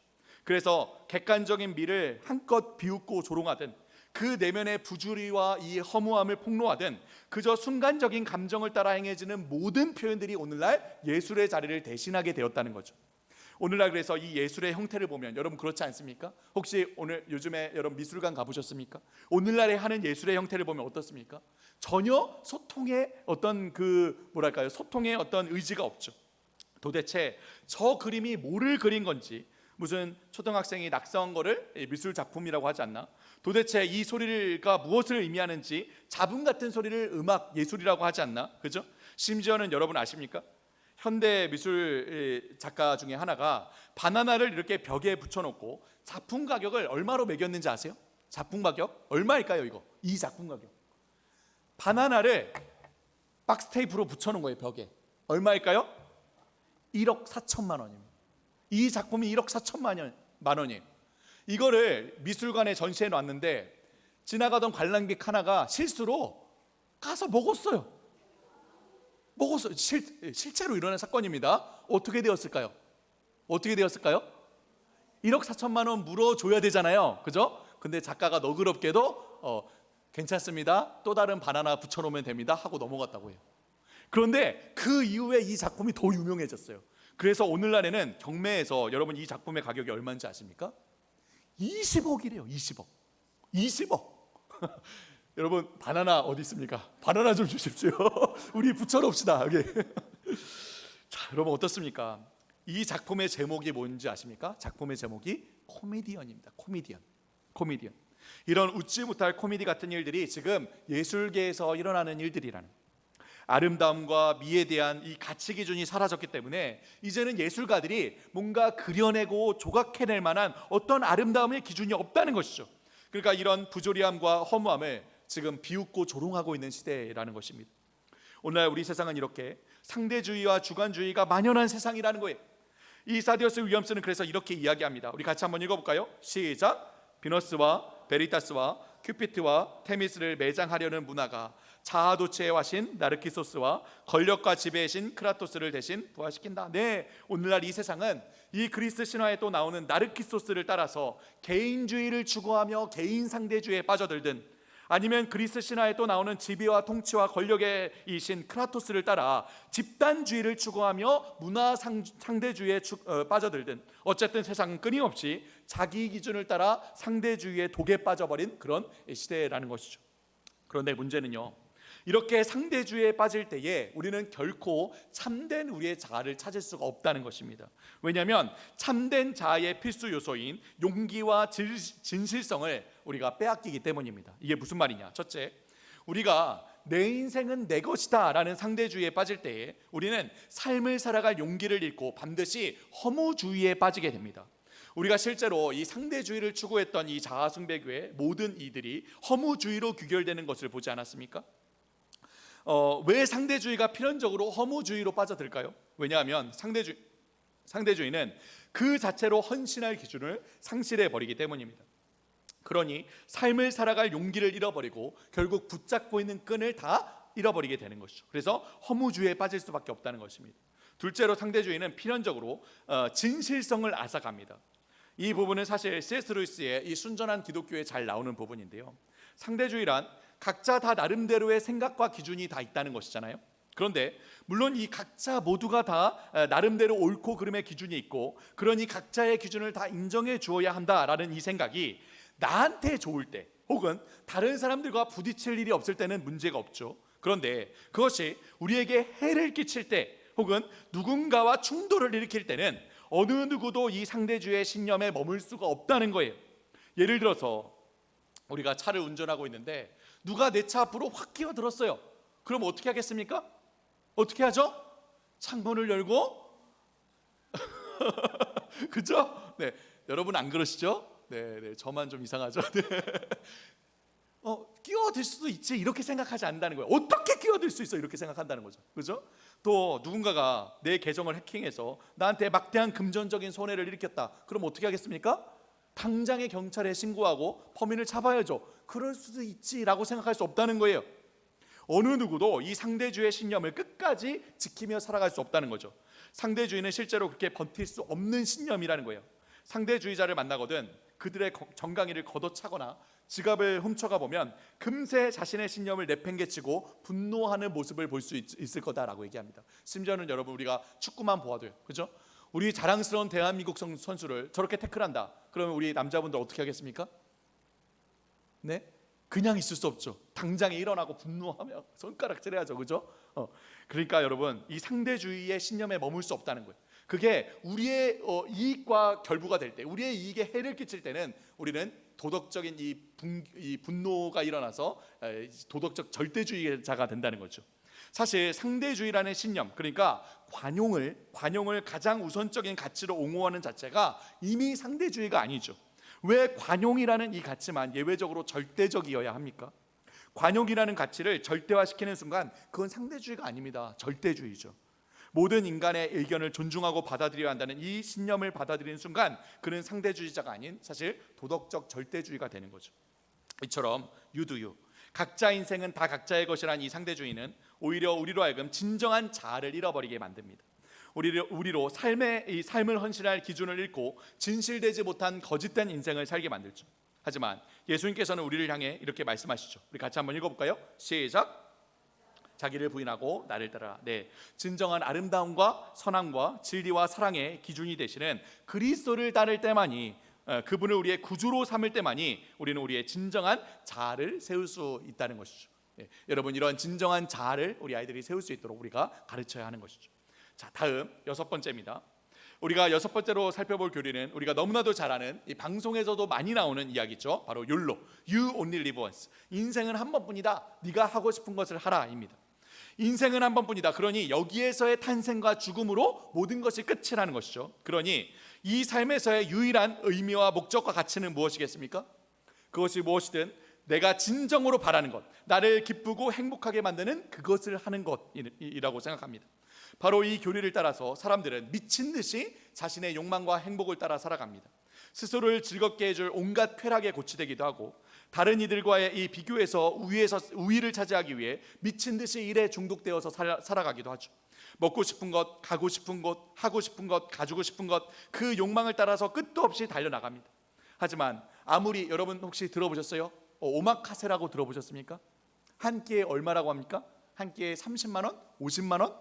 하는 이 오마카세를 먹어도, 아무리 세계의 방방곡곡 해외 호캉스 여행을 다녀도, 아무리 온갖 이 골프, 스쿠버 다이빙, 패러글라이딩 하고 싶은 것을 다 해도, 아무리 최첨단 기기, 명품 가방, 값비싼 스포츠카, 요트 가지고 싶은 것 다 가져도 그 마음은 어떻죠? 늘 텅 비어 있죠. 아무리 이런 것들을 SNS에다 올리고 자랑질하고 좋아요를 수십 수백만 개씩 받아도 늘 삶은 여전히 공허합니다. 도파민에 쩔고 술과 마약에 취하고 섹스에 중독되어 쾌락의 극치를 추구하며 그렇게 욕망을 따라 살아가면 살수록 우리 육신은 상하고 병들며 가정과 모든 인간관계는 피폐해지고 삶은 파멸을 향해 달려나간다는 거예요. 매 순간이 내가 가장 높은 고지이고, 내가 정점이고, 내가 북극성이고, 내가 영원한 행복의 기준이 되기에 그 순간의 욕망과 쾌락을 따라 끊임없이 아래로 처박는 인생이 될 수밖에 없다는 거죠. 하지만 C.S. 루이스는 우리 인생은 결코 이러한 삶이 되어서는 안 된다라고 얘기합니다. 그는 그의 책 나니아 연대기의 이 마지막을 장식하는 이 책에서 이렇게 이야기합니다. 우리 같이 한번 읽어보겠습니다. 시작. 골짜기를 지나 가파른 산등성을 오른 그들은 더 빠르게 반대쪽으로 내려가 강을 따르기도 하고 건너기도 하면서 마치 살아있는 쾌속정인 양 산의 호수를 미끄러져 지났다. 유니콘이 더 위로 더 안으로 라고 호령하자 아무도 뒤로 물러서지 않았다. 네, C.S. 루이스는 이 이야기를 통해 우리 삶이 이렇게 아래로 자기 욕망과 욕심을 따라 처박는 인생이 아니라 어떻게 해요? 더 위로 더 안으로 향해야 하는 그런 인생이라는 거예요. 결국 나니아 연대기는 그 서사를 이렇게 마무리하는데요. 우리 같이 한번 읽어보겠습니다. 시작.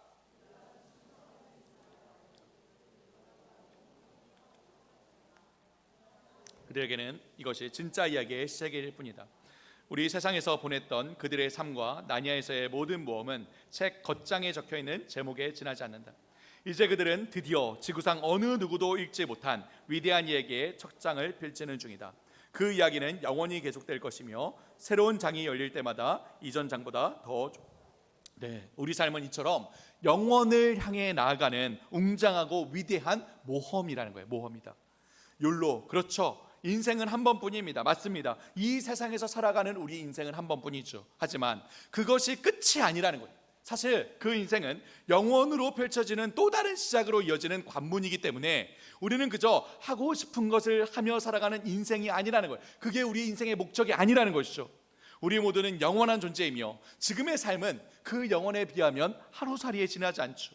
우리는 이 영원으로 이어지는 이 모험을 위해 부르심을 받았고 더 위로 더 안으로 그 영원을 향해 나아가야 한다는 거예요.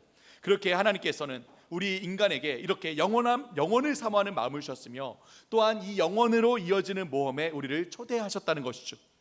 여러분 잘 아시는 J.R.R. 톨킨의 아주 유명한 소설이죠. 반지의 제왕.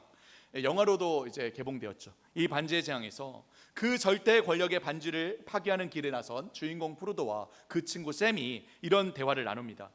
이 험난한 여정을 거의 끝마칠 때쯤에 지칠 대로 지쳐서 이렇게 이 프로도가 묻죠. 우리 같이 한번 읽어볼까요? 시작. 우리가 붙들고 있는 건 뭐지 샘? 그러자 그 친구 샘이 이렇게 대답하죠. 함께 읽어볼까요? 시작. 이 세상에 선이 있다는 겁니다, 주인님. 그 선을 위해 싸울 가치가 있고요. 네. 그런데 만약 우리에게 이 싸울 가치가 있는 선이 없다면, 기준이 존재하지 않는다면, 영원으로 이어지는 삶이 없다면 샘의 대답은 사실 이렇게 바뀌었어야 하죠. 같이 한번 읽어볼까요? 시작. 이 세상에 붙잡아야 할 선은 없어요, 주인님. 그저 우리는 텅 빈 우주에 우리가 만들어낸 기준을 갖고 살아갈 뿐이죠. 그러니까 모르도르로 가려는 우리의 사명도 반지를 되찾아 절대 권력을 차지하여 세상을 악으로 물들이고자 하는 사우론의 사명이나 다를 바 없지요. 힘드세요? 그럼 관둡시다. 한 번뿐인 인생 죽으면 뭔 소용입니까? 그냥 고향으로 돌아가 살던 대로 삽시다. 네.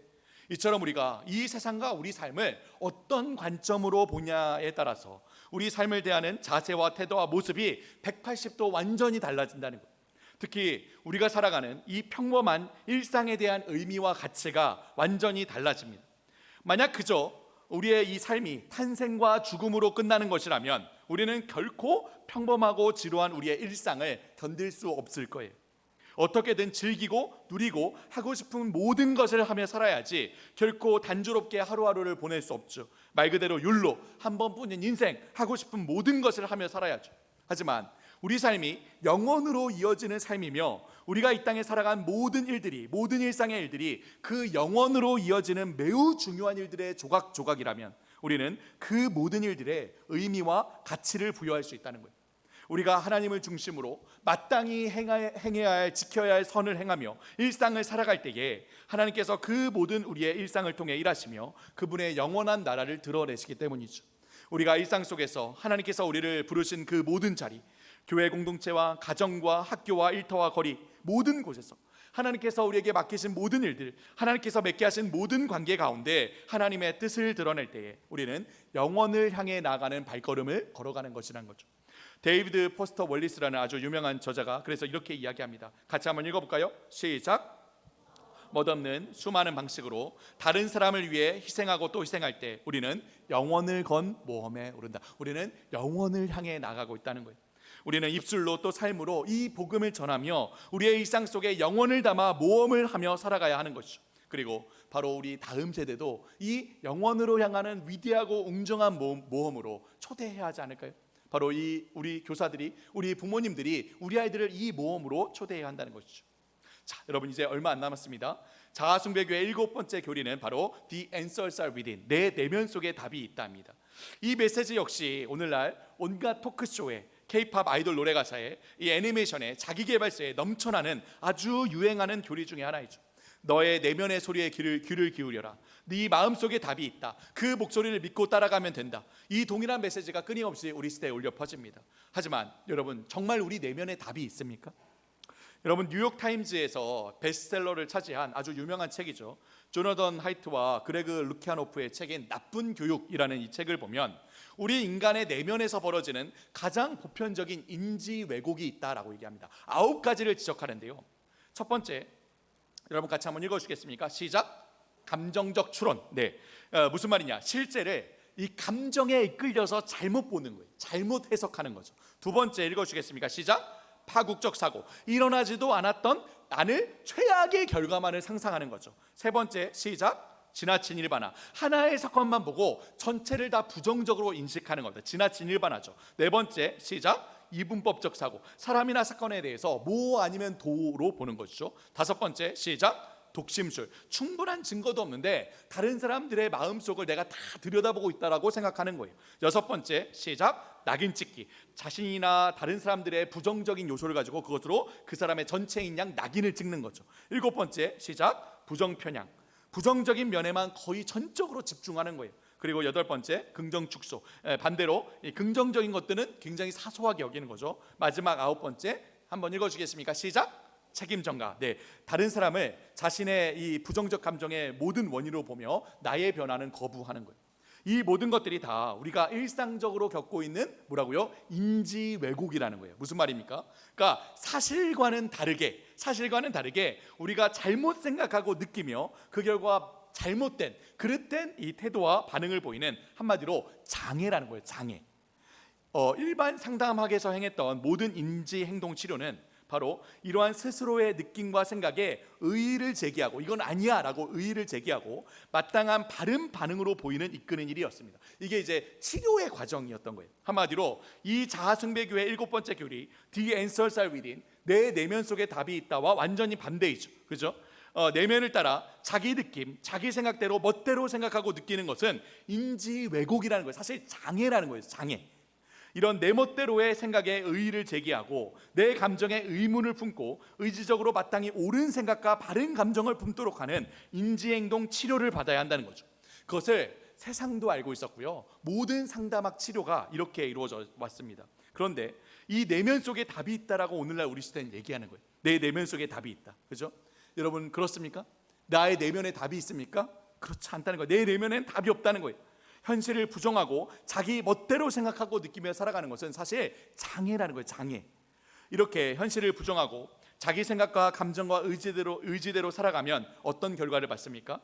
성경은 분명히 이렇게 이야기합니다. 같이 한번 읽어볼까요? 시작.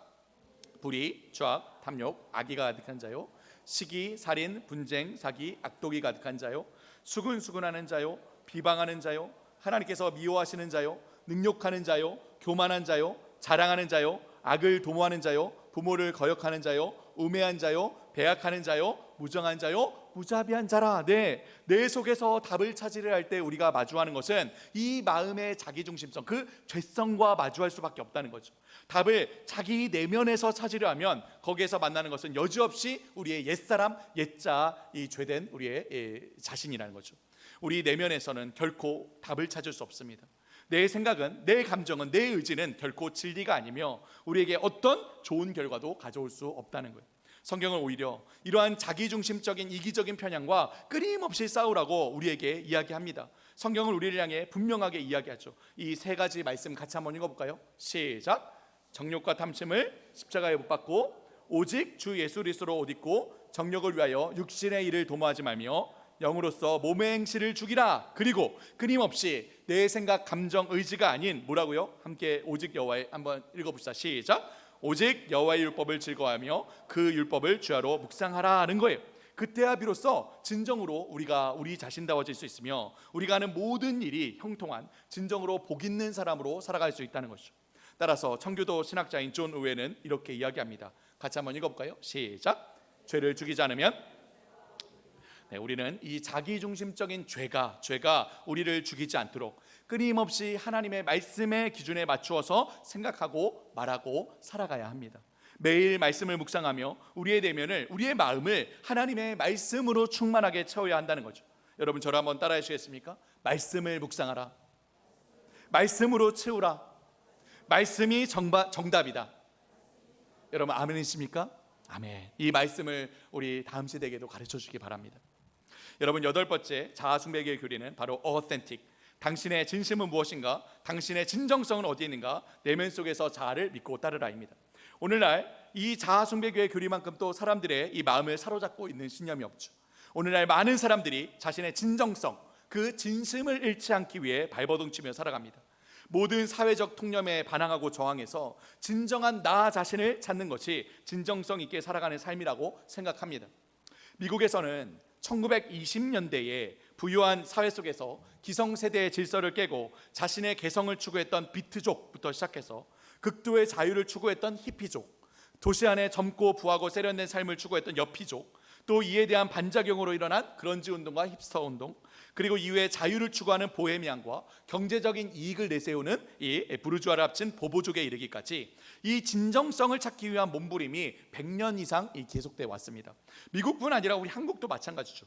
한국에서는 1980년대부터 경제가 극도로 성장하고 모든 것이 부유한 생활 속에서 기성세대의 질서를 깨고 각자 자기 개성을 추구했던 X세대부터 밀레니얼 세대와 Z세대를 합친 MZ세대까지 40년이 넘게 진정성을 찾기 위한 노력이 이어져 왔죠.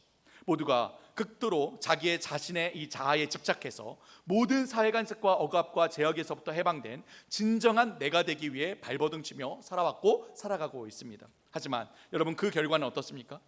자아에 집착하는 모순덩어리로 살아가다 보면 어느샌가 결국 개성을 추구하는 자유로운 영혼이 아니라 내가 바로 그토록 혐오해왔던 이 사회의 주류가 되어 있죠. 결국 시대를 거스르고 사회에 저항하여 진정성 있게 살아간다고 하지만 결국 내가 그토록 혐오하고 미워했던 그 사회의 주류가 되어 있다는 거예요. 모두가 이처럼 진정성을 추구하며 살아가지만 그 진정성을 추구하며 마주하는 현실은 모순적인 현실인 것이죠. 모든 현실을 부정하고 모든 관습의 제약으로부터 해방되어 내 안의 내면을 뒤지고 뒤져 진정한 나를 찾으려 하지만 남는 것은 허무하고 비어있는 깡통일 뿐이라는 것입니다. 사실 역사 속에서 이 진정성이라는 authentic이라는 단어가 한 번도 이렇게 쓰인 적이 없었습니다. 이 단어가 이처럼 그저 모든 억압과 제약에서 벗어나 진정한 자기 자신이 된다는 의미로 쓰였던 적이 없다는 것이죠. 진정성이란 말은 말 그대로 진실되고 참된 성질이라는 뜻이죠.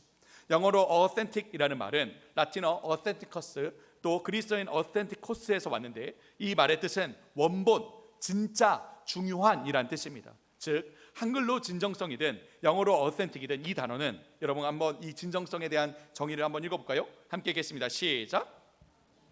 선함과 아름다움과 올바름에 대한 하나님의 초월적인 기준, 참된 기준에 저항하고 반항하는 모든 세력을 과감하게 전복한다는 의미였다는 거예요. 이게 진정성이었다는 거죠. 그런데 오늘날은 이 단어가 전혀 반대의 의미로 쓰이고 있다는 거죠. 자신의 주권적인 생각과 감정과 표현에 절대성을 부여하고 그것을 거부하는 모든 세력을 물리친다라고 쓰이고 있는 거죠. 사실 여러분, 이거는 진정성이 아닙니다. 이러한 태도와 모습을 나타내는 아주 적절한 단어가 있죠. 여러분, 어떤 단어입니까? 어떤 단어이죠? 무조건 내 생각이, 내 감정이, 내 표현이 옳다, 이게 절대적이다라고 생각하는 것, 어떤 단어입니까? 바로 교만입니다. 교만. 내가 중심이 된다는 것, 아주 교만이라는 단어이죠. 그죠? 내 생각과 감정과 표현이 무조건 다 옳다, 교만입니다. 진정성이란 무엇입니까? 바로 겸손히 이렇게 하나님께 고백하는 게 진정성이죠. 같이 한번 읽어볼까요? 시작. 감정과 의지는 언제든지 틀릴 수 있습니다. 참됨과 선함과 아름다움과 올바름의 유일한 기준이신 하나님께 온전히 저의 마음을 맞추겠습니다. 네, 이러한 진정한 진정성을 찾게 될 때에 여러분, 우리의 자아에 놀라운 일이 벌어집니다. 바로 무게 중심의 변화와 또 중심의 변화, 무게의 변화와 중심의 변화가 찾아와요. 우선 모든 진정성을 찾으라는 무게 중심을 나 자신에게서 하나님께로 옮기기 때문에 우리는 말할 수 없는 자유를 누리게 됩니다. 무게중심을 나에게 두고 내 안에서 모든 것을 찾아야 한다는 압박감과 이 부담감에서 벗어나기 때문이죠. 한병철 씨가 쓴 피로사회라는 아주 유명한 책이 있죠. 이 책에 보면 이렇게 이야기합니다. 같이 한번 읽어볼까요? 이전에 시작.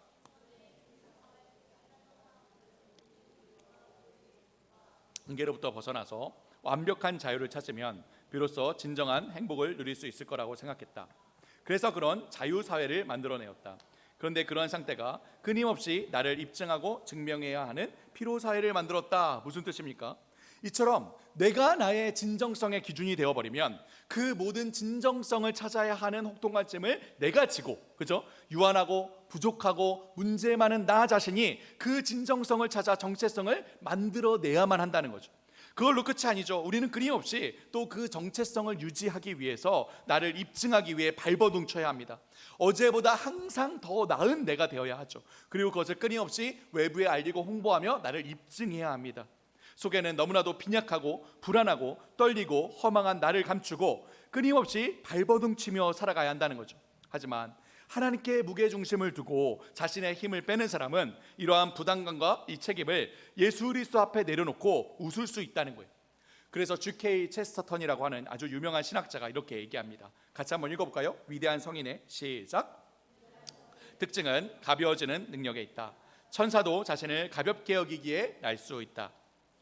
모든 걸 무조건 엄중하게 끌어내린다. 이에 사탄은 자기 무게에 짓눌려 망했다. 네, 우리는 결코 우리 자신과 우리 자녀들이 이 자기 무게에 짓눌려 살아가지 않도록 그리스도 안에서 누리는 이 참된 자유와 기쁨을 알려주어야 한다는 것이죠. 두 번째로는 중심의 변화가 찾아옵니다. 너무 아이러니하게도 무신론적 실존주의 철학자 이 장폴 사르트르가 자기도 모르게 이런 말을 했어요. 같이 한번 읽어볼까요? 시작. 유한점이 있는데 무한한 기준점이 없다면 그 유한점은 성립되지 않는다. 네, 정말 맞는 말입니다. 예를 들어서 여러분, 우리 마음이 이 태양계와 같다고 생각해 보십시오. 우리 마음에 담겨있는 이런 온갖 것들이요, 가족, 학업, 직업, 재정, 친구, 자녀, 또 취미, 교회 등등 온갖 이 삶의 영역들이 다 우리의 삶의, 우리의 이 마음의 행성들이라고 가정해 보는 거죠. 그럼 여러분, 이 태양계에서 중심이 되어야 하는 태양은 어디 있습니까? 태양, 거대한 엄청난 질량을 가진, 그래서 결코 변하지 않는 그 태양이 중심과 기준을 잡아주어야 이 모든 행성들이 충돌하지 않고 질서 있게 조화롭게 자리 잡게 되겠죠. 만약 이 기준과 중심이 조금만 달라져도 이 질서는 금세 무너지고 온갖 행성들이 충돌하며 아수라장이 될 것입니다. 내면 전체를 하나로 통합하는 이 질서를 부여할 흔들리지 않는 견고한 궁극적인 기준점이, 그 무한점이 우리 인생에 반드시 있어야 한다는 거죠. 그렇죠? 하나님의 영, 성령께서 우리 삶의 중심에 계셔야 우리 삶의 이 모든 영역들이 질서 있게 조화롭게 자리 잡을 수 있다는 거예요. 그런데 만약 너무나도 유한하고 부족하며 연약하고 늘 흔들리고 바뀌는 내가 구심점에 설 때, 내가 중심이 될 때에 우리는 반드시 정체성 위기를 맞이하게 된다는 거죠. 이를 데이비드 포스터 월리스, 아까 전에 얘기했던 작가가 이렇게 아주 적절하게 얘기합니다. 같이 한번 읽어볼까요? 시작. 숭배하면 아무리 많이 가져도 만족하지 못합니다. 몸과 미모와 성적 매력을 숭배해 보세요. 늘 자신이 못생겨 보입니다. 권력을 숭배하면 결국 자신이 나약하게 느껴지고 두려워집니다. 네, 우리에게는 유한한 나의 존재 이상의 절대적이고 궁극적인 기준, 그 무한한 존재가 반드시 필요하다는 거죠. 그 존재가 우리 삶의 중심에 계셔서 우리의 모든 삶을 조율할 때에 비로소 우리는 진정한 나의 정체성을 찾고 모든 삶의 영역들의 의미와 가치를 부여하며 그 모든 삶을 질서 있게 조화롭게 이끌어갈 수 있다는 것입니다. 무한하신 하나님께서 중심에 계실 때만이 우리 존재와 우리 삶과 우리 하루하루의 일상이 의미의 빛으로 빛나기 시작한다는 것이죠. 영원하신 하나님께서 이 시간 속에 들어오셔서 우리 일상 가운데 일하시기 때문입니다. 그렇게 그저 단조롭고 반복되며 어찌 보면 정말 지루한 일상같이 보이지만 하나님께서 이 시간 속에서 영혼을 지어가신다는 거죠. 우리는 하나님께서 우리 삶을 통해서 지으신 그 비단결의 완성된 모습을 거의 보지 못한 채 살아갑니다. 우리는 이 시간 속에서 살아가기 때문에 우리 삶 속에 있는 얽히고 설켜 있는 이 실밥들과 씨름하며 그렇게 하루하루를 보내며 살아가게 되죠. 하지만 우리는 하나님께서 자신의 나의 내면과 삶의 중심에 계시며 무한하시고 영원하신 하나님께서 나의 처음과 마지막을 붙드시고 이끄심을 알기에 그 하루를 믿음으로 소망을 품고 사랑하며 살아갈 수 있는 것이죠. 이처럼 우리 삶을 지으시고 엮으시며 완성해 가시는 하나님의 주권적인 능력이 우리가 갖는 어떤 꿈과 어떤 소망보다도 훨씬 더 흥미롭고 의미 있고 신비로우며 즐겁다는 사실을 우리 다음 세대에게 가르쳐 주어야 하는 것이죠. 그래서 우리 아이들로 진정으로 진정성 있는 삶을 살아가도록 매일 바뀌는 자기 생각과 감정과 의지가 아니라 하나님께서 정하신 그 기준과 질서에 따라 진정성 있는 삶을 살아가도록 해야 합니다. 그것이 바로 오늘날 우리 교회가 맡고 있는 사명이라는 것이죠. 자, 이제 여러분 거의 끝났습니다. 9번째 함께 읽어볼까요? 시작. Live the dream, 너의 꿈을 이루라. 그죠? 이 세상은 온통 꿈을 이루라는 메시지로 가득합니다. 우리 아이들이 보는 애니메이션, 노래, 책, 인기 있는 강연에서도 온통 꿈을 꾸고 그 꿈을 이루라는 메시지들이 가득하죠. 어떻게 보면 좋은 이야기입니다. 꿈을 꿀 수 있다는 것, 우리 인간만이 할 수 있는 하나님께 주신 소중한 선물이죠. 그런데 오늘날 사람들이 말하는 꿈은 어떤 꿈입니까? 그 꿈들은 정말 이룰 수 있는 꿈일까요? 여러분, 오늘날 우리나라요, 아이돌 가수로 데뷔하기 위해 연습생 생활을 하는 아이들이 100만 명이 넘는다고 합니다. 여러분 아셨습니까? 아이돌 연습생이 100만 명이 넘는데요. 여러분, 이 중에 이 100만 명이나 되는 아이들 중에 몇 명이나 정말 가수로 데뷔를 할까요?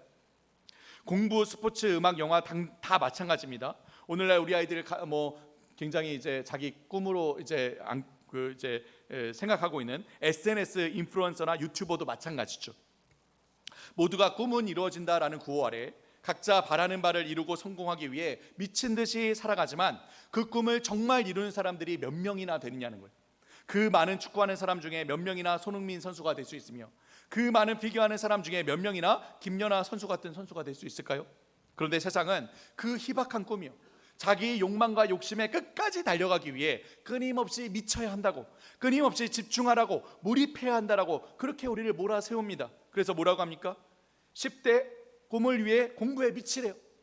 20대 또 공부에 미치래요. 그죠? 10대, 20대 공부해야죠. 근데 또 30대도 공부에 미치랍니다.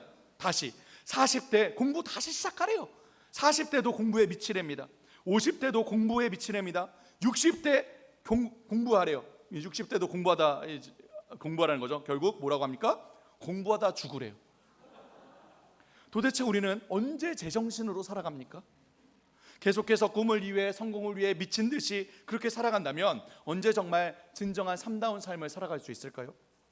우리는 그렇게 목적과 방향 없이 끊임없이 내 욕망과 욕심을 따라 꿈을 이루기에 미친 듯이 살아가야 하는 존재가 아니라는 거예요. 이렇게 스스로를 실제 기준으로 삼고 우주가 내 꿈과 갈망을 중심으로 돌아가야 한다고 여기며 꿈을 이루기에 몰두하며 살아가다 보면 사실 실제 우리의 삶을 놓쳐버리게 되는 거죠. 인간은 그저 자기가 중심이 되어서 자기 꿈을 이루기 위해 살아가는 존재가 아니라는 거예요. 그럼요, 우리 같이 한번 읽어볼까요? 시작.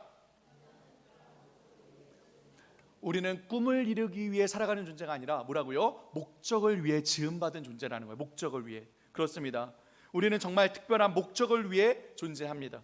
사실 온 우주가 특별한 목적을 위해 지어졌죠. 시편 19편 1절이 이야기하듯이 하늘이 하나님의 영광을 선포하고 궁창이 그의 손으로 하신 일을 나타내는도다. 온 우주 만물은 하나님의 일을 알리고 하나님의 영광을 선포하기 위한 목적으로 지음받았습니다. 우리도 마찬가지라는 거예요. 우리 인간이 지음받은 목적은 무엇입니까? 여호와의 이름에 합당한 영광을 돌리고 하나님의 영광을 찬미하며 예수의 이름이 영광을 받으시게 하고 그에게 영광을 세세히 돌리기 위해 우리는 지음받은 존재라는 거예요. 이 목적을 위해. 그죠? 우리 이미 살펴보았던 이 웨스트민스터 소유리 문답 1번이요. 그죠? 인간의 제일 되는 목적은 뭐라고요? 하나님을 영화롭게 하고 영원토록 그분을 즐거워하기에 지음받은 존재라는 거예요. 우리는. 그죠? 여러분, 우주를 지으시고 다스리시는 하나님께서 바로 이 분명한 목적을 따라 이 온 우주 천지 만물을 또 우리 존재를 만드셨습니다. 이 목적을 무시하면 우리는 필연적으로 자멸하는 겁니다. 우주에는 하나님 중심의 질서가 있고 그 틀 안에서 우리는 목적 있는 존재로 태어나 존재합니다. 그분을 영화롭고 즐거워하는 이 목적을 따라 살아갈 때만이 진정으로 우리는 우리 자신이 되며 우리 본분에 충실히 살아갈 수 있고 진정으로 복된 삶을 살아갈 수 있다는 것이죠. 그런데 여러분, 인간이 토끼가 되고 싶다고 토끼처럼 생풀을 뜯어먹고 살 수 있겠습니까? 인간이 늑대가 되고 싶다고 늑대 무리 속에 들어가 살 수 없는 것이죠. 인간이 독수리가 되고 싶다고 고층 건물에서 뛰어내릴 수 없는 것 아닙니까? 그럼 죽는 거죠. 그런데 토끼나 늑대나 독수리가 되고 싶다고 그게 꿈이라고 말하는 아이들에게 그 꿈을 이루라고 부추기는 것은 사랑이 아니라 그들이 스스로 자기를 파괴하는 일에 공범이 되는 일이나 마찬가지라는 거예요. 심지어 오늘날은 여러분 어디까지 이야기하는지 아십니까? 여러분 혹시 트랜스 휴먼이라는 이 개념을 들어보셨어요? 트랜스 휴먼? 트랜스 휴먼 들어보셨습니까? 트랜스 휴먼은 우리 인간이라는 존재를 트랜스 넘어선다는 것이죠. 트랜스 휴먼은 어떤 것이냐? 우리의 모든 이 뇌 속에 있는 모든 정보들을 다 클라우드에 저장하는 거예요. 그렇죠? 그리고 우리의 몸은 어떻게 하는 거죠? 우리의 몸은 지구에 리사이클링 시키는 거예요. 죽이는 거예요. 그러면 뭐라고 얘기합니까? 나는 트랜스 휴먼이 되어서 데이터로 인포메이션으로 영원히 살 수 있다라고 생각하는 거예요. 여러분 이게 말이 됩니까? 여러분 실제로 그런 일들이 일어나고 있어요. 테슬라나 이런 곳에서 이제 뉴럴 링크를 통해서 우리 인간의 뇌 속에 있는 모든 정보를 클라우드에 데이터로 저장하면 영원히 살 수 있다는 거예요. 영원한 존재로 살 수 있다는 거예요. 그게 트랜스 휴먼이에요. 어느 날 우리 아이들이 우리에게 찾아와서 엄마 아빠 나는 이렇게 내 모든 뇌 정보를 이 데이터에다 저장시키고 그리고 트랜스 휴먼이 되는 게 나의 꿈이에요 라고 말한다면 여러분 우리가 너 그 꿈을 이루라 라고 말할 수 있을까요? 그럴 수 없는 것이죠. 그렇죠? 우리 아이들에게 마음껏 요게 이제 영상인데 영상은 넘어가겠습니다. 시간이 많이 가서 여러분 우리 아이들에게 마음껏 꿈을 꾸고 어떻게든 미쳐서 그 꿈을 이루라고 말할 것이 아니라 우리가 진정 무엇을 위해 지음받았는지 그 창조의 질서를 가르쳐야 합니다. 그리고 그 목적대로 살아가도록 해야죠. 그리스도 안에서 세상을 창조하시고 다스리시고 구속하시는 하나님을 알고 하나님을 사랑하고 하나님을 즐거워하며 그분의 말씀에 순종하도록 그들을 초대해야 합니다. 그 의미를 스스로 지어내는 것이 아닌 하나님이 주신 그 목적대로 살아갈 때만이 참된 우리의 자아가 될 수 있다는 것이죠. 조나단 에드워즈가 이야기하듯이 천지 창조의 목적은 무엇이라고요? 하나님 자신입니다. 그렇죠? 우리의 궁극적인 목적은 하나님의 영광과 그분 안에서 즐거워하는 것이며 모든 것들은 그 궁극적 목적을 이루어가는 과정임을 우리가 반드시 가르쳐야 합니다. 여러분 이제 드디어 마지막입니다. 자아숭배교회의 마지막 교리는 Love is Love. 같이 한번 읽어볼까요? 시작. 이긴다. 맹목적인 수용이 사랑의 유일한 길이다. 네, 우리가 이 자아숭배교회에 도둑맞은 여러 가지 단어와 개념들이 있는데 아까 정의도 자유도 진정성도 다 이 자아숭배교회에 도둑맞은 개념들이라고 했죠. 그런데 또 도둑맞은 단어들 중에 하나가 무엇이냐? 바로 사랑이라는 단어입니다. 자아숭배교회에서는 이 사랑이라는 단어의 정의가 70억 개가 넘는다라고 얘기합니다. 곧 사람 수만큼 사랑이라는 정의가 다 다르다는 것이죠. 그러니 뭐라고요? Love is love라는 거예요. 사랑은 사랑이라는 거예요. 오늘날 사랑이란 그저 그 사람의 모든 생각과 감정과 느낌과 신념을 무조건 다 지지해 주라는 개념인 것이죠. 진정으로 사랑하려면 상대의 모든 이 생각과 모든 꿈을 무조건 지지해 주어야 하며 그렇지 않으면 편협하고 사랑 없는 사람으로 낙인 찍는 시대입니다. 특히 여러분 들어보셨죠? LGBTQIA PK+, 그죠? 다 각각 자기의 성을 규정하는 것에 동의하지 않는 모든 이들은 혐오 단체가 됩니다. 그래서 대표적인 혐오 단체가 누구이죠? 바로 우리 기독교가 되었죠. 기독교가 혐오 집단이라고 오늘날 굉장히 공격을 많이 받지 않습니까? 어떻게 보면 Love is love, 사랑은 사랑이다. 모두를 있는 그대로 다 수용하며 절대로 지지해 주어야 하라는 말이 사랑이라는 개념처럼 들리죠. 무조건적인 사랑, 그것이야말로 진정한 사랑이 아닌가라고 말할 수 있을지 모릅니다. 하지만 이러한 생각은 결국 진정한 무조건적인 사랑을 불가능하게 만든다는 거예요. 즉 구원하는 사랑을 베풀 수도 받을 수도 없게 만듭니다. 여러분, 성경에서 하나님을 은유하는 네 가지가 있죠. 바로 토기장이, 목자, 아버지, 신랑인데요. 오늘날의 이 성경의 은유를 오늘날의 사랑의 개념에 빗대어서 제가 이렇게 이야기해 본다면 여러분 어떻게 들리시는지 한번 들어보시기 바랍니다. 토기장이는 흙덩이를 어찌나 사랑하는지 그저 웃으며 진흙을 토닥일 뿐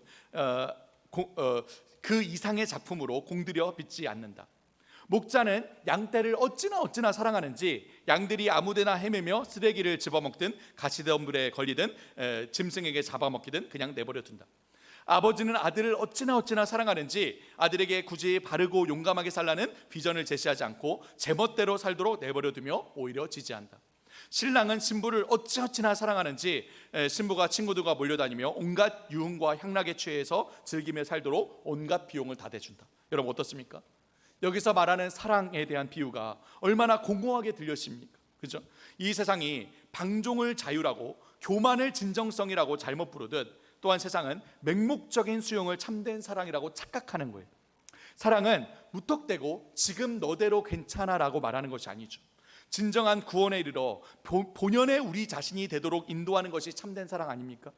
우리는 이 세상의 거짓말에 우리 아이들이 놀아나서 진정한 사랑, 이 구원받는 사랑의 기쁨과 즐거움을 빼앗기지 않도록 해야죠.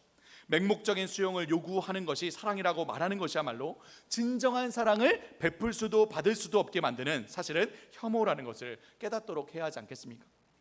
자, 여러분 지금까지 우리가 우리 시대를 휩쓸고 있는 이 신흥 종교 자아 숭배의 교리를 긴 시간 살펴보았습니다. 처음 이야기했듯이 오늘날 사람들의 84%가 삶의 최고의 목표는 우리 삶을 최대한 즐기는 것이다 라고 믿습니다. 86%는 만족을 얻으려면 자신이 가장 갈망하는 것을 추구해야 된다라고 생각합니다. 91%가 자아를 발견하는 최선의 방법은 내 내면을 들여다보는 것이라고 얘기합니다. 모두가 이 자아 숭배교의 독실한 신자로 살아가고 있죠. 하지만 우리가 지금까지 이 자아 숭배교의 교리를 하나하나 반박했듯이 이 이단 교리의 실체를 살펴보았죠. 마지막으로 한번 정리해 볼까요? 첫 번째, Live your best life.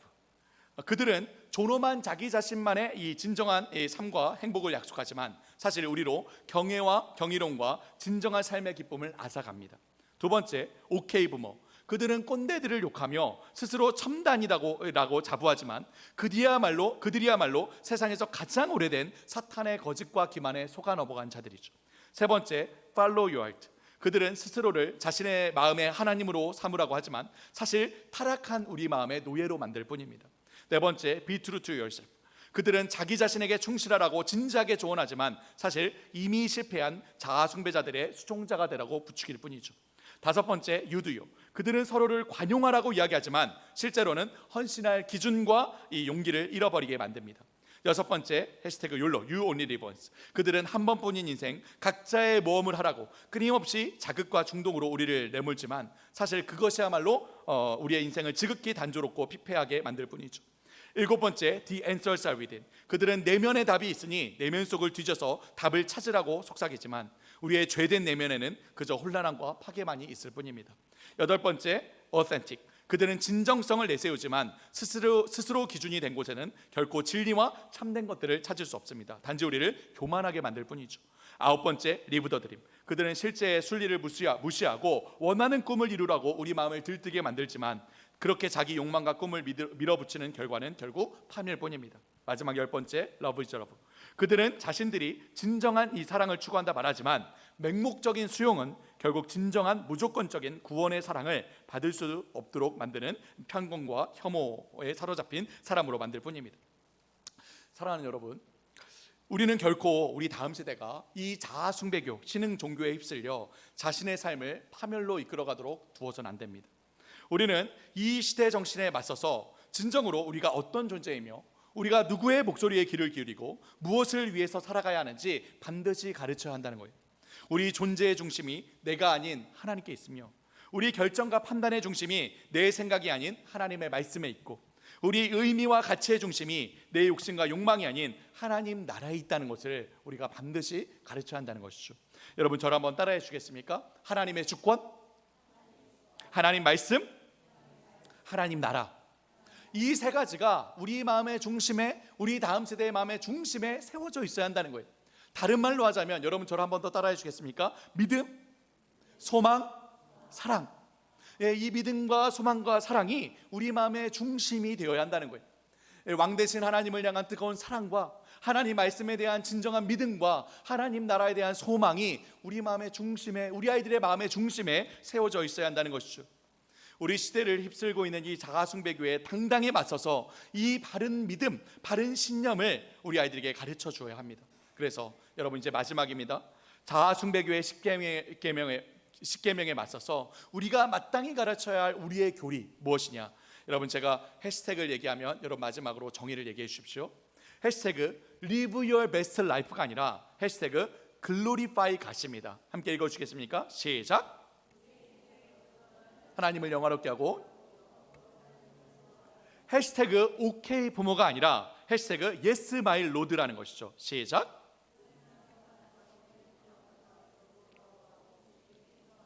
해시태그 Follow Your Heart가 아니라 Follow Jesus Christ죠. 시작.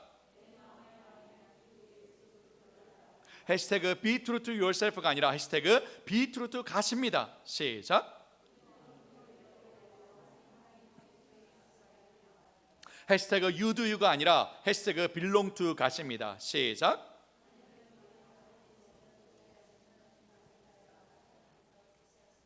네. 여섯 번째, 해시태그 YOLO가 아니라 해시태그 Eternal Adventure입니다. 시작. 네, 해시태그 Answers are within이 아니라 해시태그 Answers in the Bible이죠. 시작. 해시태그 Authentic이 아니라 해시태그 True Authentic입니다. 시작.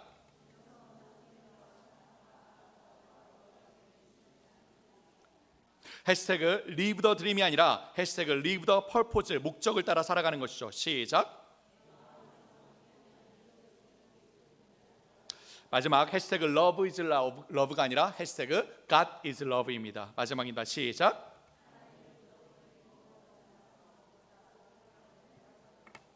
사랑하는 여러분, 모두가 네 마음을 따라 살아가라고 외치는 이 시대에 하나님께서는 진정으로 마음을 따르지 않을 용기를 가진 자들을 찾고 계십니다. 역사 속에서 하나님께서는 늘 그러한 자들을 찾으셨고 그들을 통해 하나님의 역사를 이루어 오셨습니다. 지금도 마찬가지죠. 오늘날 극단적으로 자기 중심적으로 세속적으로 변화가는 이 시대 속에 우리 다음 세대를 하나님께서 그러한 용기 있고 진정성 있는 헌신된 자들로 세울 수 있기를 주님의 이름으로 축복합니다. 바로 여러분들이 그러한 믿음을 품고 그러한 소망으로 사랑으로 하나 될 때에 하나님께서 여러분의 헌신과 섬김을 통해 그러한 다음 세대들을 우리 경북도의 교회들 가운데 세우실 줄 믿습니다. 함께 기도하고 마치겠습니다. 살아계신 하나님, 감사합니다. 오늘 우리가 함께 참으로 안타까운 우리 시대의 현실을 바라보게 하시니 감사합니다. 하지만 우리가 이 어려운 현실 속에서도 소망을 잃지 않는 것은 하나님께서 지금도 살아계시며 하나님의 사람들을 통해 하나님의 역사를 이어가시기 때문입니다. 바로 웃기는 우리가 또 우리 다음 세대들이 이 시대 속에서 하나님 나라를 이루어가는 귀한 사명을 감당할 수 있도록 우리를 사용하여 주옵소서. 모든 것이 혼란한 이 세상 속에 하나님의 영광의 빛을 비추는 공동체로 우리 경북로의 모든 교회들을 사용하여 주옵소서. 그렇게 일하실 하나님을 기대하며 모든 말씀 예수 그리스도의 이름으로 기도하옵나이다. 아멘. 감사합니다. 수고하셨습니다.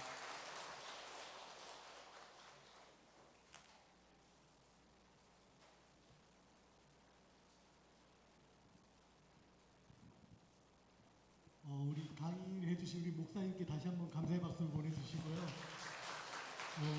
저희 시간이 많이 좀 지체가 됐는데 그래도 여러분들 지금 바로 또 진행하면은 생리현상에 많은 어려움이 있을 수 있기 때문에 5분 후에 저희가 교사 기도회를 진행할 테니까요.